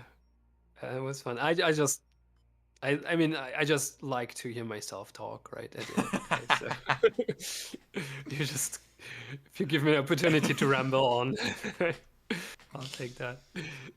It was one of my things that I like always hated about my casting is usually outros were a complete fucking mess because I couldn't stop talking. I was so bad at that, and I'm still bad at this. Like not just with casts, generally, like ending, like stuff like that, like ending a video or ending the call or whatever. It's just I'm so bad at this. Or a presentation. It's like just come to an end. Well, Just like let's do that. let's do that. Let's leave it at that. Right. Goodbye, everyone. No, let's not leave it at that. Actually, let's not leave it at that. because like no. I think this is important. We need to leave it at something that's relevant, and that is like there's an amazing patch coming up. There is the four volunteer devs, Tetra, Voxel, Jet. I'm not forgetting you this Don't time, forget Jet. and Simber have dug up all of the old unfinished concepts and features and finished them and did some other stuff and added new stuff, new weapon, new old bump is coming back, the Sway's killed, Sway's killed. a bunch of other good stuff coming up. Map So look changes. forward to that. Charity tournament is coming. Is there a date for the charity tournament? So sign-ups start on the 15th, and the first match will be played the week after. Tomorrow. So Tomorrow sign up. Yeah, tomorrow is Or sign-ups. 15th of March. Yes, 15th, No, tomorrow, 15th okay. of February. And the tournament's on the 22nd. Yes, Okay. tournament starts 22nd. So that's gonna be hype. Gonna be hype. And there's also a sale coming with like 94% off. 94% off. The game is cheap. Buy as the game fuck. for your friends. Buy the game. Buy 4 copies. And so yeah, lots of stuff to look hyped, and I'm very, very grateful that you guys put in the effort and bring this back. This is really good. So big kudos to you. Thank you very much. And I'll let you have the last words because you're actually Well, the community manager here, not me. Well, I mean, you put it perfectly. So, I mean, thank you all for joining us. It's been wonderful. There'll be another stream probably in a couple of days. We shall see. But thank you all for joining, and we shall see you later. See you.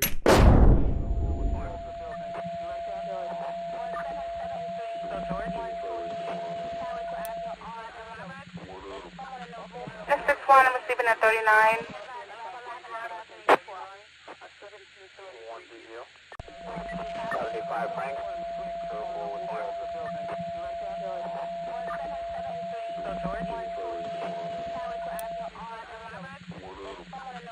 S61, I'm receiving at 39.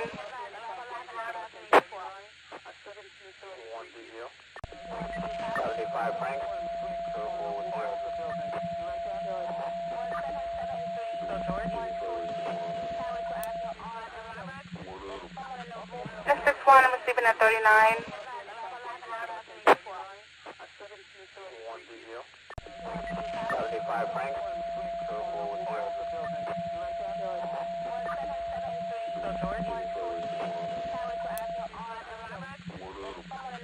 S61, I'm receiving at 39.